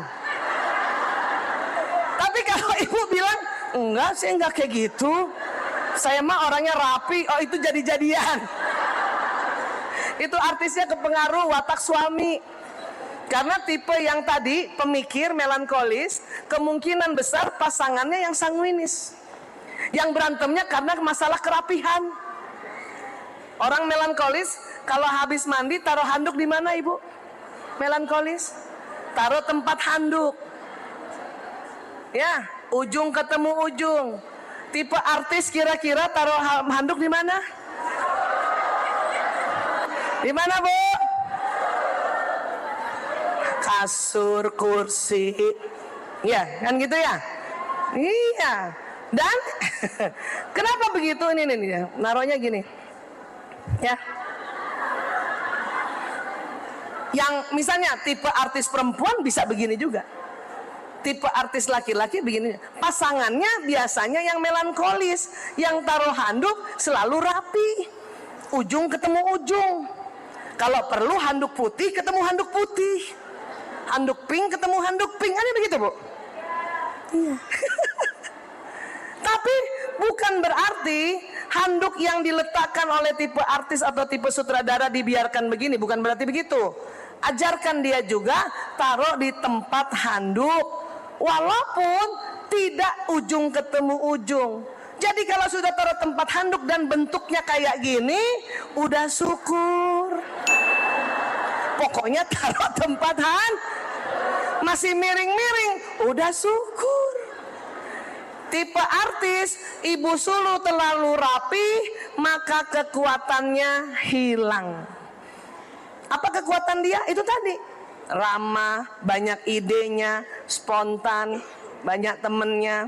Ya, nah ini, paham ya bu? Berantemnya lagi gara-gara apa? Taruh baju kotor. Tipe melankolis selalu mau rapi, ya, abah, abi, taruh baju kotor teh di sini ya. Bahkan orang melankolis tempat baju kotornya sering tertutup karena dia nggak mau lihat itu baju kotor, kan gitu ya? Mana tadi tipe penulis skenario, betul? Tapi ibu kalau pakai tipe ya tempat baju kotor yang ada tutupnya atau tempat sampah yang ada tutupnya, sementara pasangannya tipe artis, ya, nanti ibu kecewa. Karena tipe artis mau cepat, mau buru-buru dan seneng bercanda. Kadang baju kotor dia taruhnya begini. Kalau di atasnya ada tutupnya, masuk ya? Nggak masuk. Pasti keluar. Bukannya tambah diambil dimasukin, malah bilang apa? Insya Allah besok masuk. Jadi baru yang besok. Maka ibu kalau punya suami atau punya anak yang tipe artis, yang mau cepat, jangan carikan tempat sampah yang pakai tutup, tempat baju kotor pakai tutup, carikan yang terbuka. Yang memang dia dari jauh dia lempar masuk. Kayak main basket. Tuh, paham ya Bu? Karena fasilitas yang ada sekarang ini, alhamdulillah, dia dibuat berdasarkan watak. Ya Bu, jangan maksain pakai sesuatu yang rapi. Kenapa? Kekuatannya nanti hilang. Ya. Apa kelemahan tipe artis ini? Tipe artis ini sering lupa taruh barang-barang, sering banget. Karena mau cepat. Ya taruh kadang-kadang sisir, gunting, ya, kacamata, ya. Dia main taruh aja sambil naruh ngomong. Tahu nggak? Tak tahu nih. Tahu nggak? Besok ada acara di Bandung. Gunting mana tadi ya? Nah gitu. Ngari. Waktu dia taruh sambil ngomong soalnya. Beda sama tipe melankolis, tipe penulis skenario. Setiap mau taruh barang apapun, tipe ini, tipe melankolis pasti lihat. Dia akan lihat. Bahkan dia pandangi dari jauh. Makanya dia ingat gunting ditaruh di sini gitu. Ya. Tambahannya lagi kalau bapak-bapak sudahlah tipe artis terjadi pada bapak-bapak. Oh, tambah hilang itu barang-barang. Kenapa? Karena mata laki-laki pernah kita belajar sama-sama, matanya lurus, tidak melebar kayak perempuan. Masih ingat? Nah sekarang gini deh, ya saya ulang sedikit. Ibu-ibu, ini buat ibu-ibu saja. Tangannya lurus gini. Coba lihat tangannya ya. Lihat tangannya. Oke, sekarang saya tanya, apakah ibu masih bisa lihat teman yang duduk paling kanan? Masih bisa lihat teman yang duduk paling kiri? Laki-laki nggak bisa gitu. Karena sel kerucut mata perempuan lebih banyak dari laki-laki. Laki-laki lihatnya lurus. Tapi laki-laki lihatnya lurus 2 kali lipat dari perempuan. Jadi laki-laki lihat lurus tuh bener-bener panjang ke depan. Makanya sering berantem suami istri kalau naik mobil. Suaminya bilang begini, itu dia. Gedung yang kita tuju udah kelihatan. Kata suami, yang lurus panjangnya kelihatan panjang.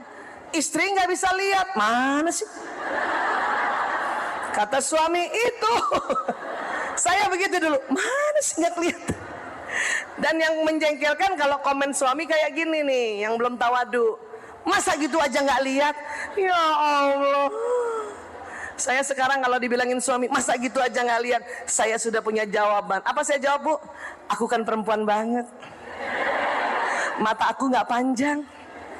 Nanti gantian, bapak-bapak nih, sampai di dalam rumah, ya, atau anak laki di rumah, cari barang susah, cari barang susah. Bun, gesper mana Bun? Nyarinya di sini, digantungnya di sini, karena laki-laki nggak bisa lihat melebar. Istri yang di dapur teriak kan, ada Abi digantung di situ, nggak ada Bon. Ada Abi, nggak ada. Sering gitu nggak? Apalagi sudah laki-laki tipe sanguinis, cakep dah. Makanya istri memang diminta untuk peran sertanya membantu suami. Ya, apalagi suami sudah laki-laki yang sanguinis, ya, sudahlah nggak lihat, ya, dia memang cepat lupa naruhnya. Maka ibu bantu saja, bantu. Ini loh Abi, tanpa komen. Coba bisa? Karena selama ini komennya, ini loh Abi, makanya cari pakai mata, jangan pakai mulut. Laki-laki kalau ibu bilang makanya cari pakai mata, tersinggung dia. Karena sesungguhnya sudah pakai mata ya Pak ya. Cuman bapak nggak tahu kalau bapak matanya lurus, nggak lebar. Yang kasihan anak laki-laki tuh. Bun, gunting mana bun? Ada di meja nak. Dapur kan? Ibunya di dapur. Mana bun? Karena dia nyarinya lurus. Padahal ada di samping sini. Di meja nak. Nggak ada bun. Mulai ibunya. Awas kalau sampai ada ya. Awas, awas, awas. Awas, awas. Kalau sampai bunda ketemuin, awas, awas, awas. Anaknya diancam. Siapa ibu-ibu pernah begitu? Terima kasih atas kejujurannya. Dan anak laki kalau ibu ancam, ya, itu sedih. Karena emang dia betul-betul nggak lihat, Bu. Emang betul-betul nyari. Tiba-tiba ibu bilang, awas sampai ada, awas sampai ada. Jadi gimana dong Bu Aisyah? Bantu saja untuk nambah amal soleh ibu nih. Tanpa harus komen, bisa? Ini loh sayang.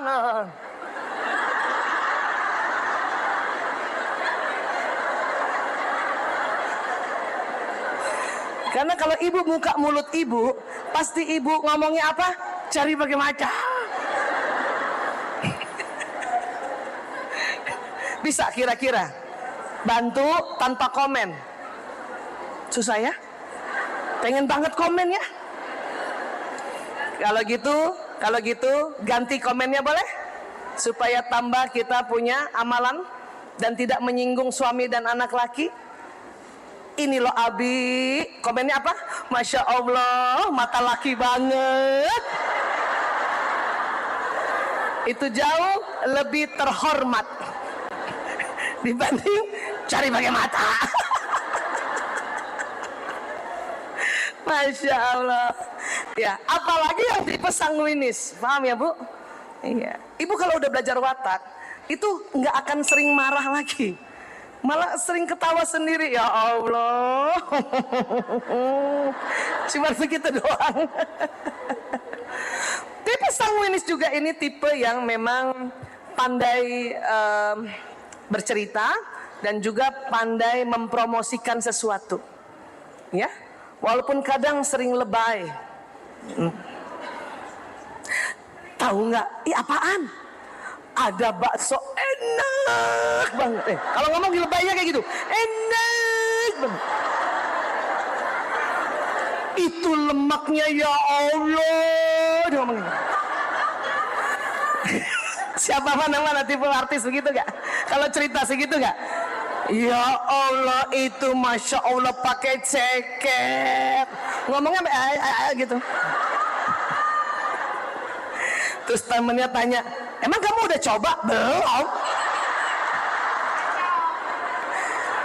Lah katanya enak. Siapa yang bilang? Temen aku. Tapi dia cerita seolah-olah dia yang makan. Dan orang yang dengerin itu udah ngiler-ngiler Bu. Saking serunya. Makanya tipe ini bagus sekali untuk PR. Tipe ini jago banget PR. Ya, dia akan bisa cerita misalnya ini air mineral. Ini airnya ya Allah air gunung. Mineralnya. Oh ngomongnya apa begitu? Mineralnya. Kalau kita minum kulit nggak mengkerut ya Allah. Lebay. Paham tipe-tipe Bu? Paham ya? Sekarang sebelum keluar dari ruangan ini harus kita cek. Apa maksudnya Bu Aisyah? Gak boleh keliru. Tadi kan suruh pilih 2 ya. Nah sekarang siapa tadi yang pilih? Pilihan pertamanya penonton, pilihan keduanya penulis skenario. Ada? Nah itu sudah bagus, sudah insya Allah tepat, sudah lazim. Ini yang disebut istilahnya watak introvert. Watak yang sebisanya mengerjakan apa-apa sendiri, itu lebih senang dia. Karena lebih cepat beres kalau mengerjakannya sendiri. Tipe introvert nih kalau bisa dalam 7 hari di rumah aja di rumah dia milih tipe ini. Tapi tetap harus belajar sosialisasi walaupun cuman mungkin 1-2 hari keluar rumah.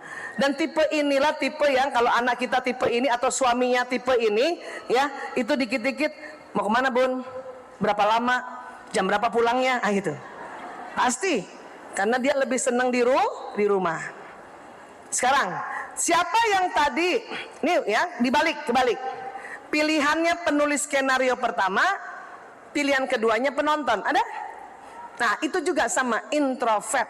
Tapi bedanya dia pemikir duluan dibanding pengamat. Bisa apa bedanya pemikir pengamat? Kalau pengamat itu tadi, sewaktu diamati dia pikirkan. Sudah tidak diamati, tidak dipikirkan. Kalau pemikir, waktu dilihat dipikirkan, sudah nggak dia lihat masih dipikirkan. Ah, itu pemikir. Makanya tipe introvert ini jangan heran dia pemikir yang kuat. Ya. Sekarang, siapa tadi pilih sutradara, artis? Ada? Oke, atau artis yang pertama, sutradara yang kedua? Ada? Ya, ini juga sudah lazim. Ya, insya Allah sudah tepat. Ini yang disebut watak ekstrovert. Watak yang senang, lebih senang keluar rumah, ketemu orang, apalagi orang baru. Betul? Inilah pada saat lockdown kemarin yang sakit kepala. Karena nggak bisa keluar. Tipe ini tipe yang senang kerja sama orang banyak. Tipe yang di atas ini, ekstrovert ini. Ya, tipe ini. Tipe ini kalau sakit, makin di rumah makin sakit. Betul kata ibu. Dia kudu jalan-jalan. Sekarang, siapa pilih penonton pilihan pertama, pilihan keduanya artis? Atau kebalikannya, pilihan pertama artis, pilihan kedua penonton? Ada? Itu juga watak yang sudah lazim, ya, sudah tepat. Ini disebutnya watak ambivert. Kadang ekstrovert, kadang introvert. Nah ibu, kadang pengen di rumah, kadang pengen keluar. Gitu nggak rasanya bu? Ya ini agak mut-mutan ini. Sekarang, siapa pilih sutradara dan pilih penulis skenario? Atau kebalikannya, pilih penulis skenario dan sutradara? Ada? Ini juga tipe namanya ambivert, kombinasi ekstrovert dan introvert. Ya, hasratnya apa? Selalu mau mengatur dan rapi atau sempurna. Wah, tipe ini mana tadi bu? Yang sutradara dan penulis skenario ada? Wah, tipe ini yang tipe nih, ya kuat kerja dan mau perfect, betul bu? Ya. Kalau punya anak perempuan tipe ini, jangan telat nikahkan bu. Karena tipe ini tipe yang kalau sudah telat nikahkan, sudah S3 barangkali, sudah merasa saya nggak butuh pendamping, aku bisa segalanya, gitu, ya. Nah, makanya ibu kalau punya anak, ibu cari, ibu tanya anak perempuan ibu, nak, kalau kamu waktu SD pilih apa? Aku sutradara dan penulis skenario. Oke, menikah 25 tahun. Paham? Ya. Siapa yang pilih penonton pertama, pilihan keduanya sutradara? Ada? Oh, itu watak yang tidak lazim. Mungkin ibu penonton sama artis kayaknya bu. Atau tadi kebalikannya, sutradara dan penulis skenario.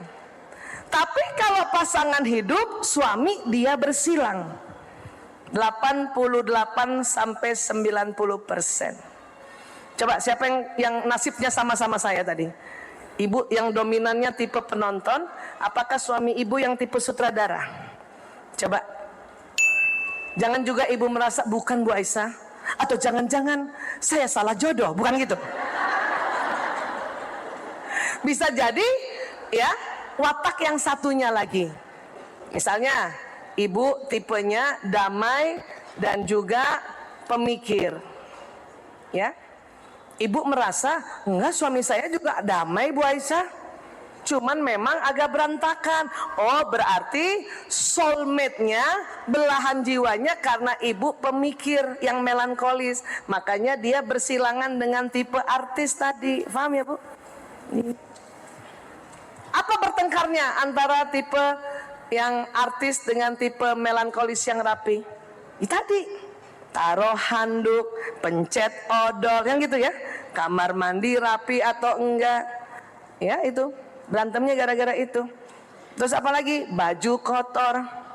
Terus apa lagi? Satu kepengen ya, Kalau habis dari luar, masuk kamar, ganti baju dulu, cuci kaki dulu, pakai piyama dulu. Kira-kira itu tipe yang mana yang begitu? Yang melan? Dapat pasangan tipe sanguinis. Siapa yang kira-kira tertekan? Dua-duanya. Yang melankolis tertekan karena pasangannya belum ganti baju, tahu-tahu udah tidur aja di tempat tidur, tertekan dia. Yang tipe sanguinis juga merasa tertekan. Ya Allah, susah amat sih hidup itu gembira. Duh. Saya punya kisah teman saya, sahabat saya, ini kisah asli. Suaminya sudah tidur pakai guling, tiba-tiba dibangunkan oleh istrinya. Ayah, bangun ayah. Ada apa? Ya, bantal gulingnya terbalik. Hah? Kembangnya menghadap ke bawah.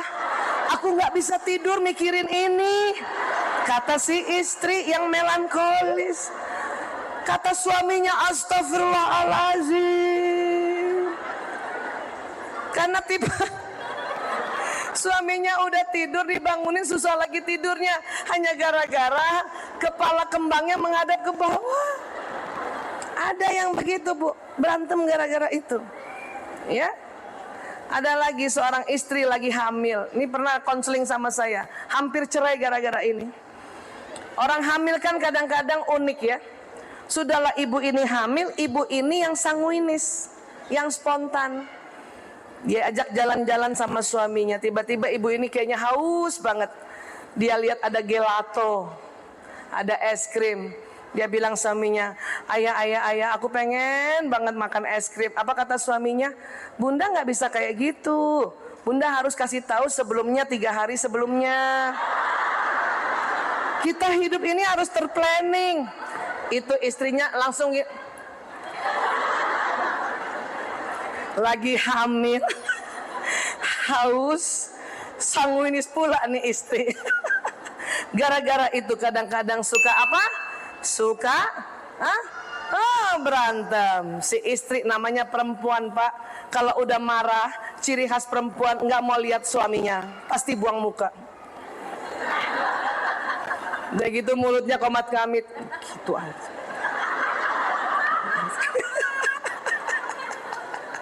Ya gitu nggak, Bu? Suaminya tiba-tiba sadar kalau istrinya marah. Kata suami, Mama, marah ya? Perempuan nggak bisa bilang, kalau sekali ditanya bilang marah, pasti nggak bilang marah. Enggak? Sama nggak, Bu?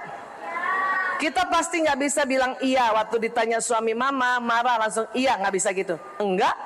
Terus nggak mau lihat suaminya, Pak. Tapi dalam hatinya apa? Tanya lagi dong. Maka Bapak kalau lihat istri marah, Pak, tolong tanya 3 kali. Tanya kedua, kita perempuan masih juga belum bisa bilang iya, Pak. Mama kayaknya marah sama aku. Ih, siapa yang marah? Rugi amat. Biasa aja lagi. Dalam hatinya, tanya lagi dong. Baru tuh tanya yang ketiga tuh, Pak. Kayaknya Bunda marah ya sama ayah ya. Ayah nggak pernah ngerti aku. Itu perempuan, Pak. Tapi ini cantiknya perempuan, Pak. Daripada Bapak punya istri yang terlalu berterus terang. Mama marah ya? Iya, mau apa?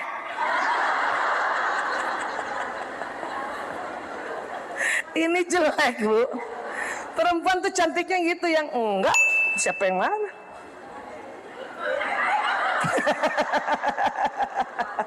Laki-laki kebalikannya, ibu hati-hati juga. Bapak-bapak itu jujur. Ayah marah, iya. Itu. Kadang kita kaget, kita mau ya, nggak biasa dengan kejujuran laki-laki. Dia bilang iya. Tapi itu juga gantengnya pria. Daripada pria, suami kita bilang, ayah marah ya? Enggak.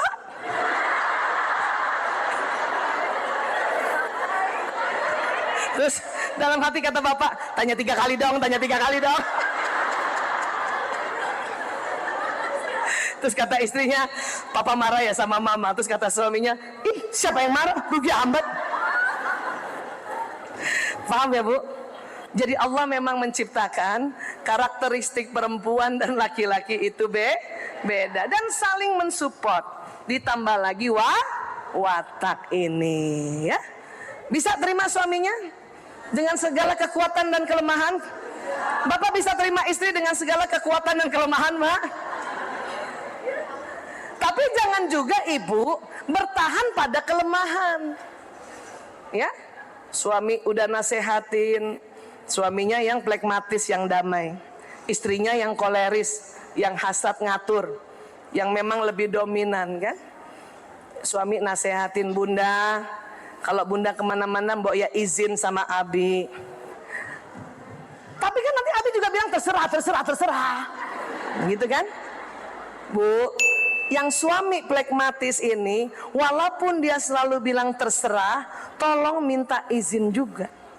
Karena itu marwahnya laki-laki. Walaupun dalam hati, paling juga terserah. Nggak apa-apa basa-basi, nggak apa-apa. Tapi karena niat untuk hubungan yang baik antara suami istri, ini dapat pahala, Bu. Ya. Karena banyak suami-suami ini, suami pragmatis yang lagi duduk di sini nonton TV, istrinya teleponan sama temennya. Kita ke Jogja ya, gitu. Mungkin temennya bilang izin dulu sama suami, alah nggak usah izin, paling juga terserah. Terus suaminya denger, sakit hati Bu, sakit hati. Tetap harus izin, paham ya? Iya. Dan jangan juga ibu merasa, aku emang orangnya kayak gini, mau apa? Jangan kayak gitu, ya. Memang kelemahan kita ada di sini, tetapi pada saat kelemahan kita bisa atasi, inilah yang disebut watak tawadu. Melankolis tawadu, pragmatis tawadu, koleris tawadu, sanguinis tawadu. Itulah perlu selalu harus taklim, harus ibadah supaya diisi nih sininya. Ya, bisa terima begini? Alhamdulillah. Sudah nggak ada yang kebalik? Nah, siapa tadi yang masih pilih artis? Misalnya ibu ada yang pilih, saya tadi pilih artis dan pilih penulis skenario. Ada yang kayak gitu? Itu juga tidak lazim ya Bu. Ya, mungkin kalau ibu nggak antara artis penonton, penulis skenario, sutradara Bu. Ya, coba tadi mana ibu yang tadi miring? Coba saya lihat dari jauh wajahnya. Ya, oh, ibu sih memang penulis skenario ibu aslinya.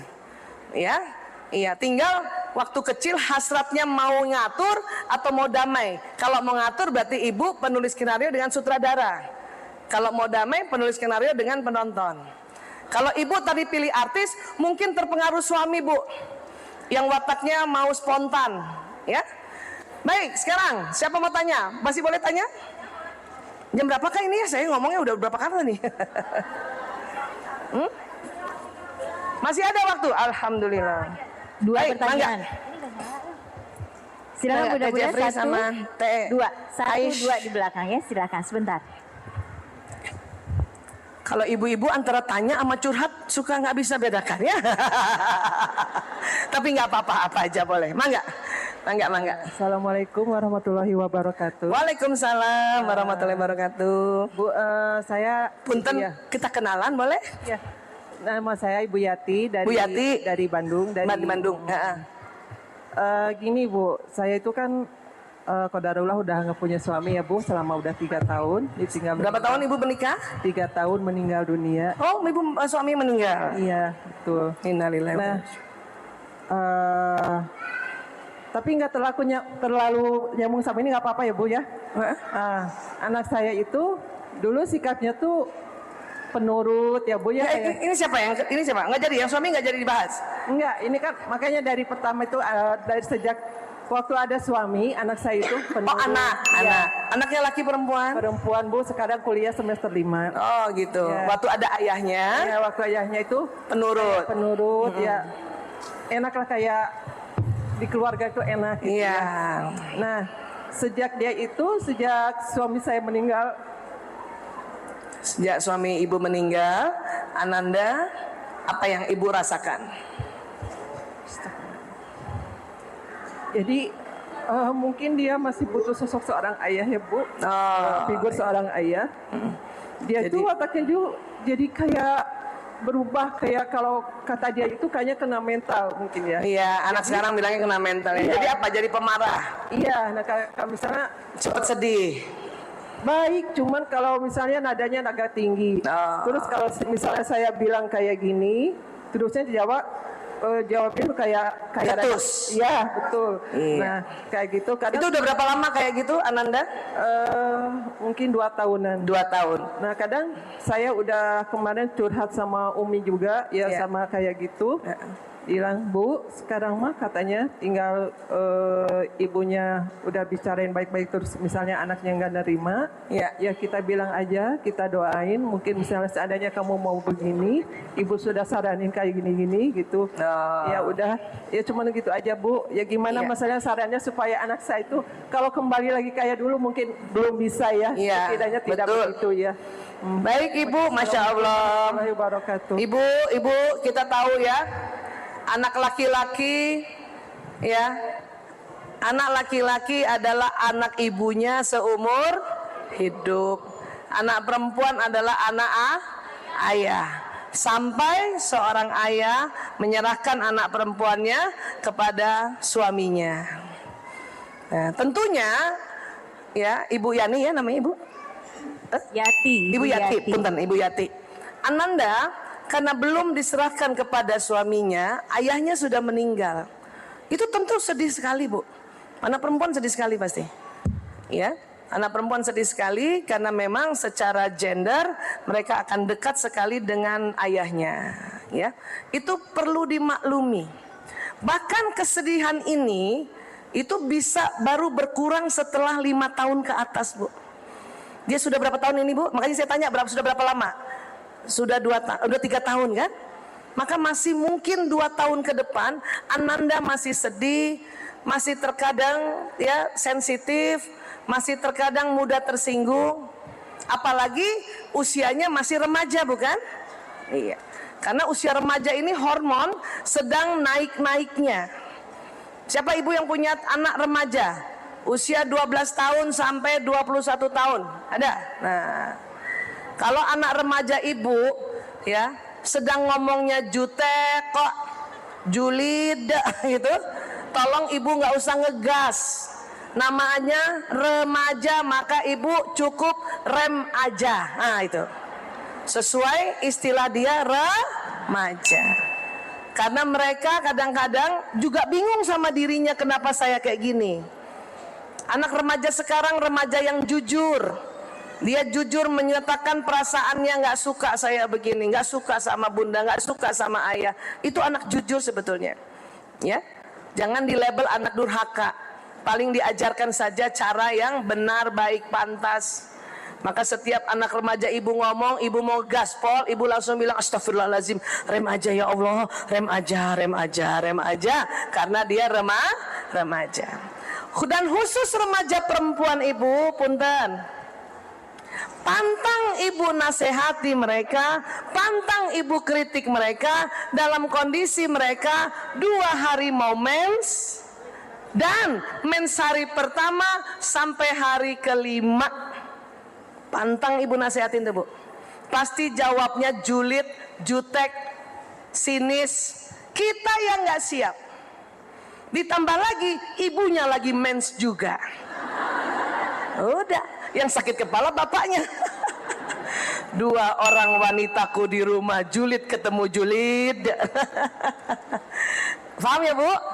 Makanya saya selalu bilang sama anak perempuan saya, kamu kalau mau mens atau lagi mens bilang sama ibu ya. Datang tiba-tiba, ibu kayaknya aku mau mens. Kenapa nak? Ada jerawat gitu. Walaupun hari itu saya mau nasihati dia tentang bajunya yang sudah terlalu pendek, maksudnya ya ganti baju itu gitu. Itu langsung saya undur dulu. Ya, rem aja tadi. Nggak ngegas. Dia mau mens. Makanya ada premenstruasi sindrom. Kenapa? Hormon bahagia perempuan yang namanya estrogen sedang turun. Hormon tenang perempuan yang namanya progesteron sedang turun. Ya. Makanya udah tunda. Atau lagi misalnya dia, bunda, kayaknya aku mens. Kapan nak? Barusan, kayaknya barusan ada bercak-bercak. Oh, hari pertama. Ibu sebetulnya tadi baru aja mau nasehatin sesuatu, tolong rem aja. Tunda dulu. Sampai kapan? hari ke-9.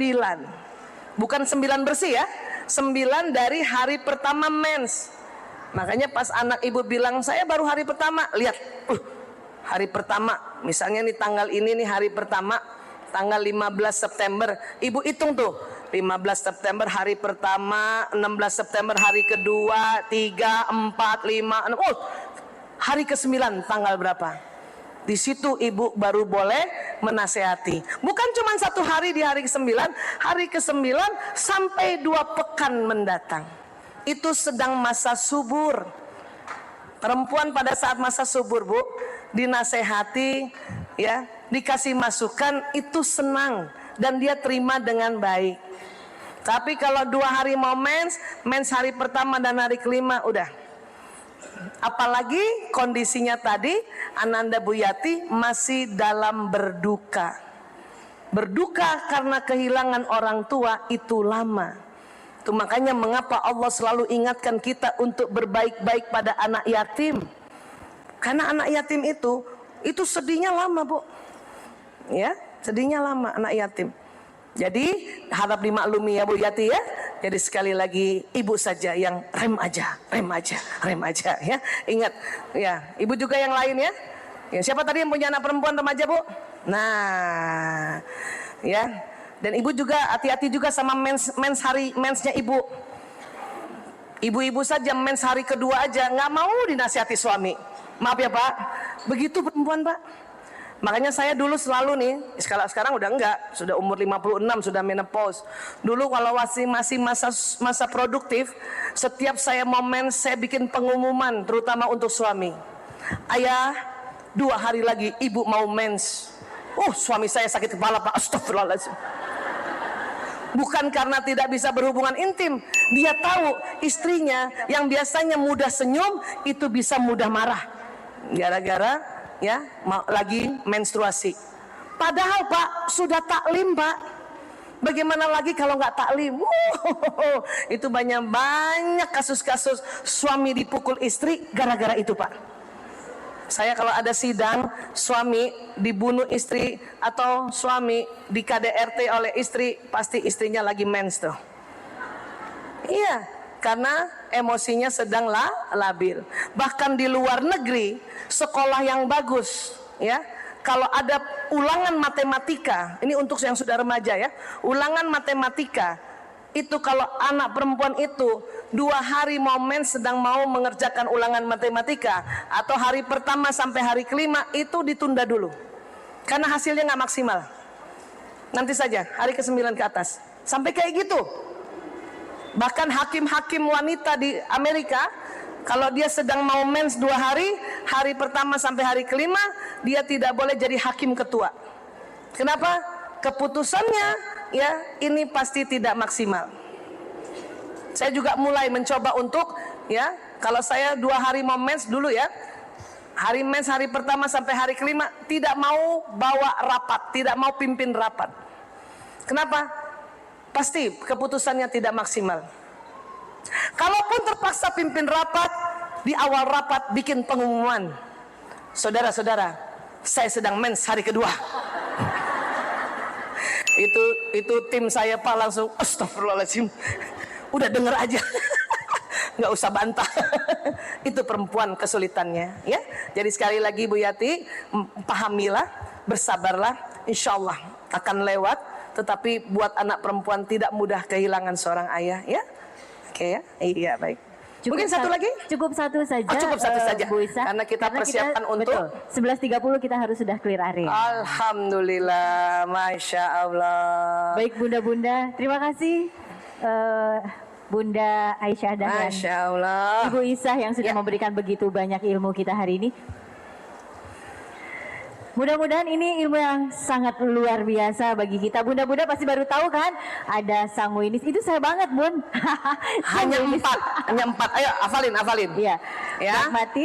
Plekmatis yang pilih penonton hasratnya apa? Semua orang bisa damai tapi tidak bisa sedamai plekmatis. Paham ya? Ya.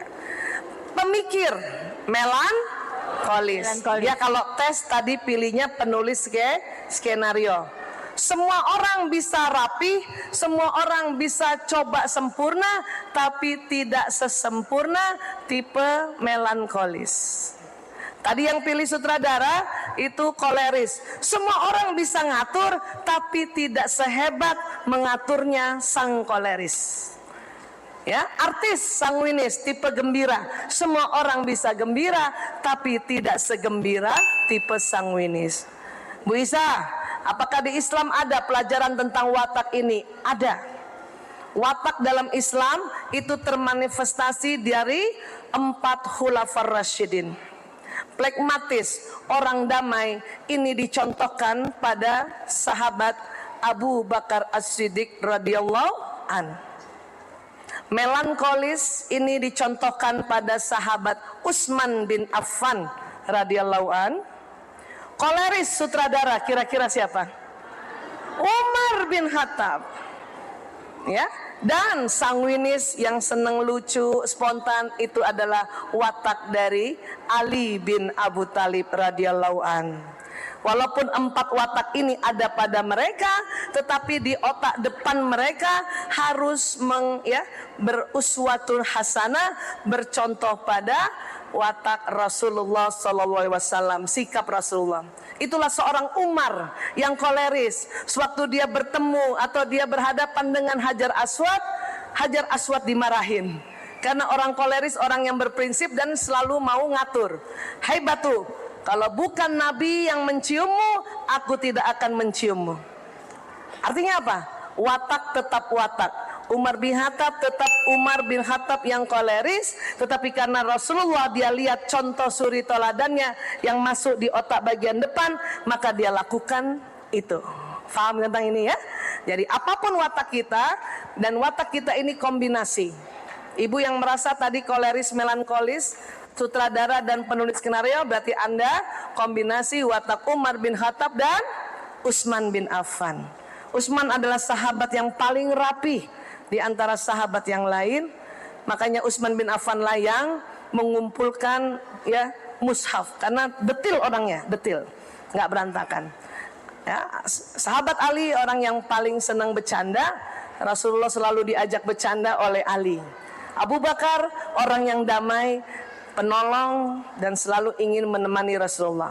Jadi kurang lebih seperti itu watak yang termanifestasi di 4 khulafar rasyidin. Nah, inilah pelajaran watak dalam Islam. Ibu yang punya anak koleris, dari kecil kasih baca atau ceritakan tentang Umar bin Khattab. Ibu yang punya anak kayak Abu Bakar yang damai, dari kecil dia senang dengar kisahnya Abu Bakar. Begitu juga ibu yang punya anak pencet odolnya dari bawah, oh ketahuan ini watak Utsman bin Affan, ceritakan tentang Utsman. Ibu yang punya anak selalu gembira, ya, selalu ceria, oh ceritakan tentang Ali bin Abu Thalib, itu dia akan merasa ini aku banget. Dan tentunya suri toladan yang ada pada sahabat akan masuk juga di dalam otak anak kita, ya. Wallahu a'lam bishawab. Insyaallah ini yang memang sudah dipelajari dan diteliti ribuan tahun. Insyaallah ini bisa memudahkan kita untuk mengenali diri kita dan juga mengenali lingkungan dan bisa berinteraksi, ya. Mohon maaf lahir batin, mudah-mudahan ya kedepannya ibu-ibu bisa semakin mahir mendeteksi watak masing-masing, ya. Amin. Terima kasih. Wabillahi taufiq wal hidayah. Assalamualaikum warahmatullahi wabarakatuh. Inilah yang dapat kami sampaikan. Mohon maaf bila ada kurang dan lebihnya, dan mudah-mudahan ini bermanfaat. Wassalamualaikum warahmatullahi wabarakatuh.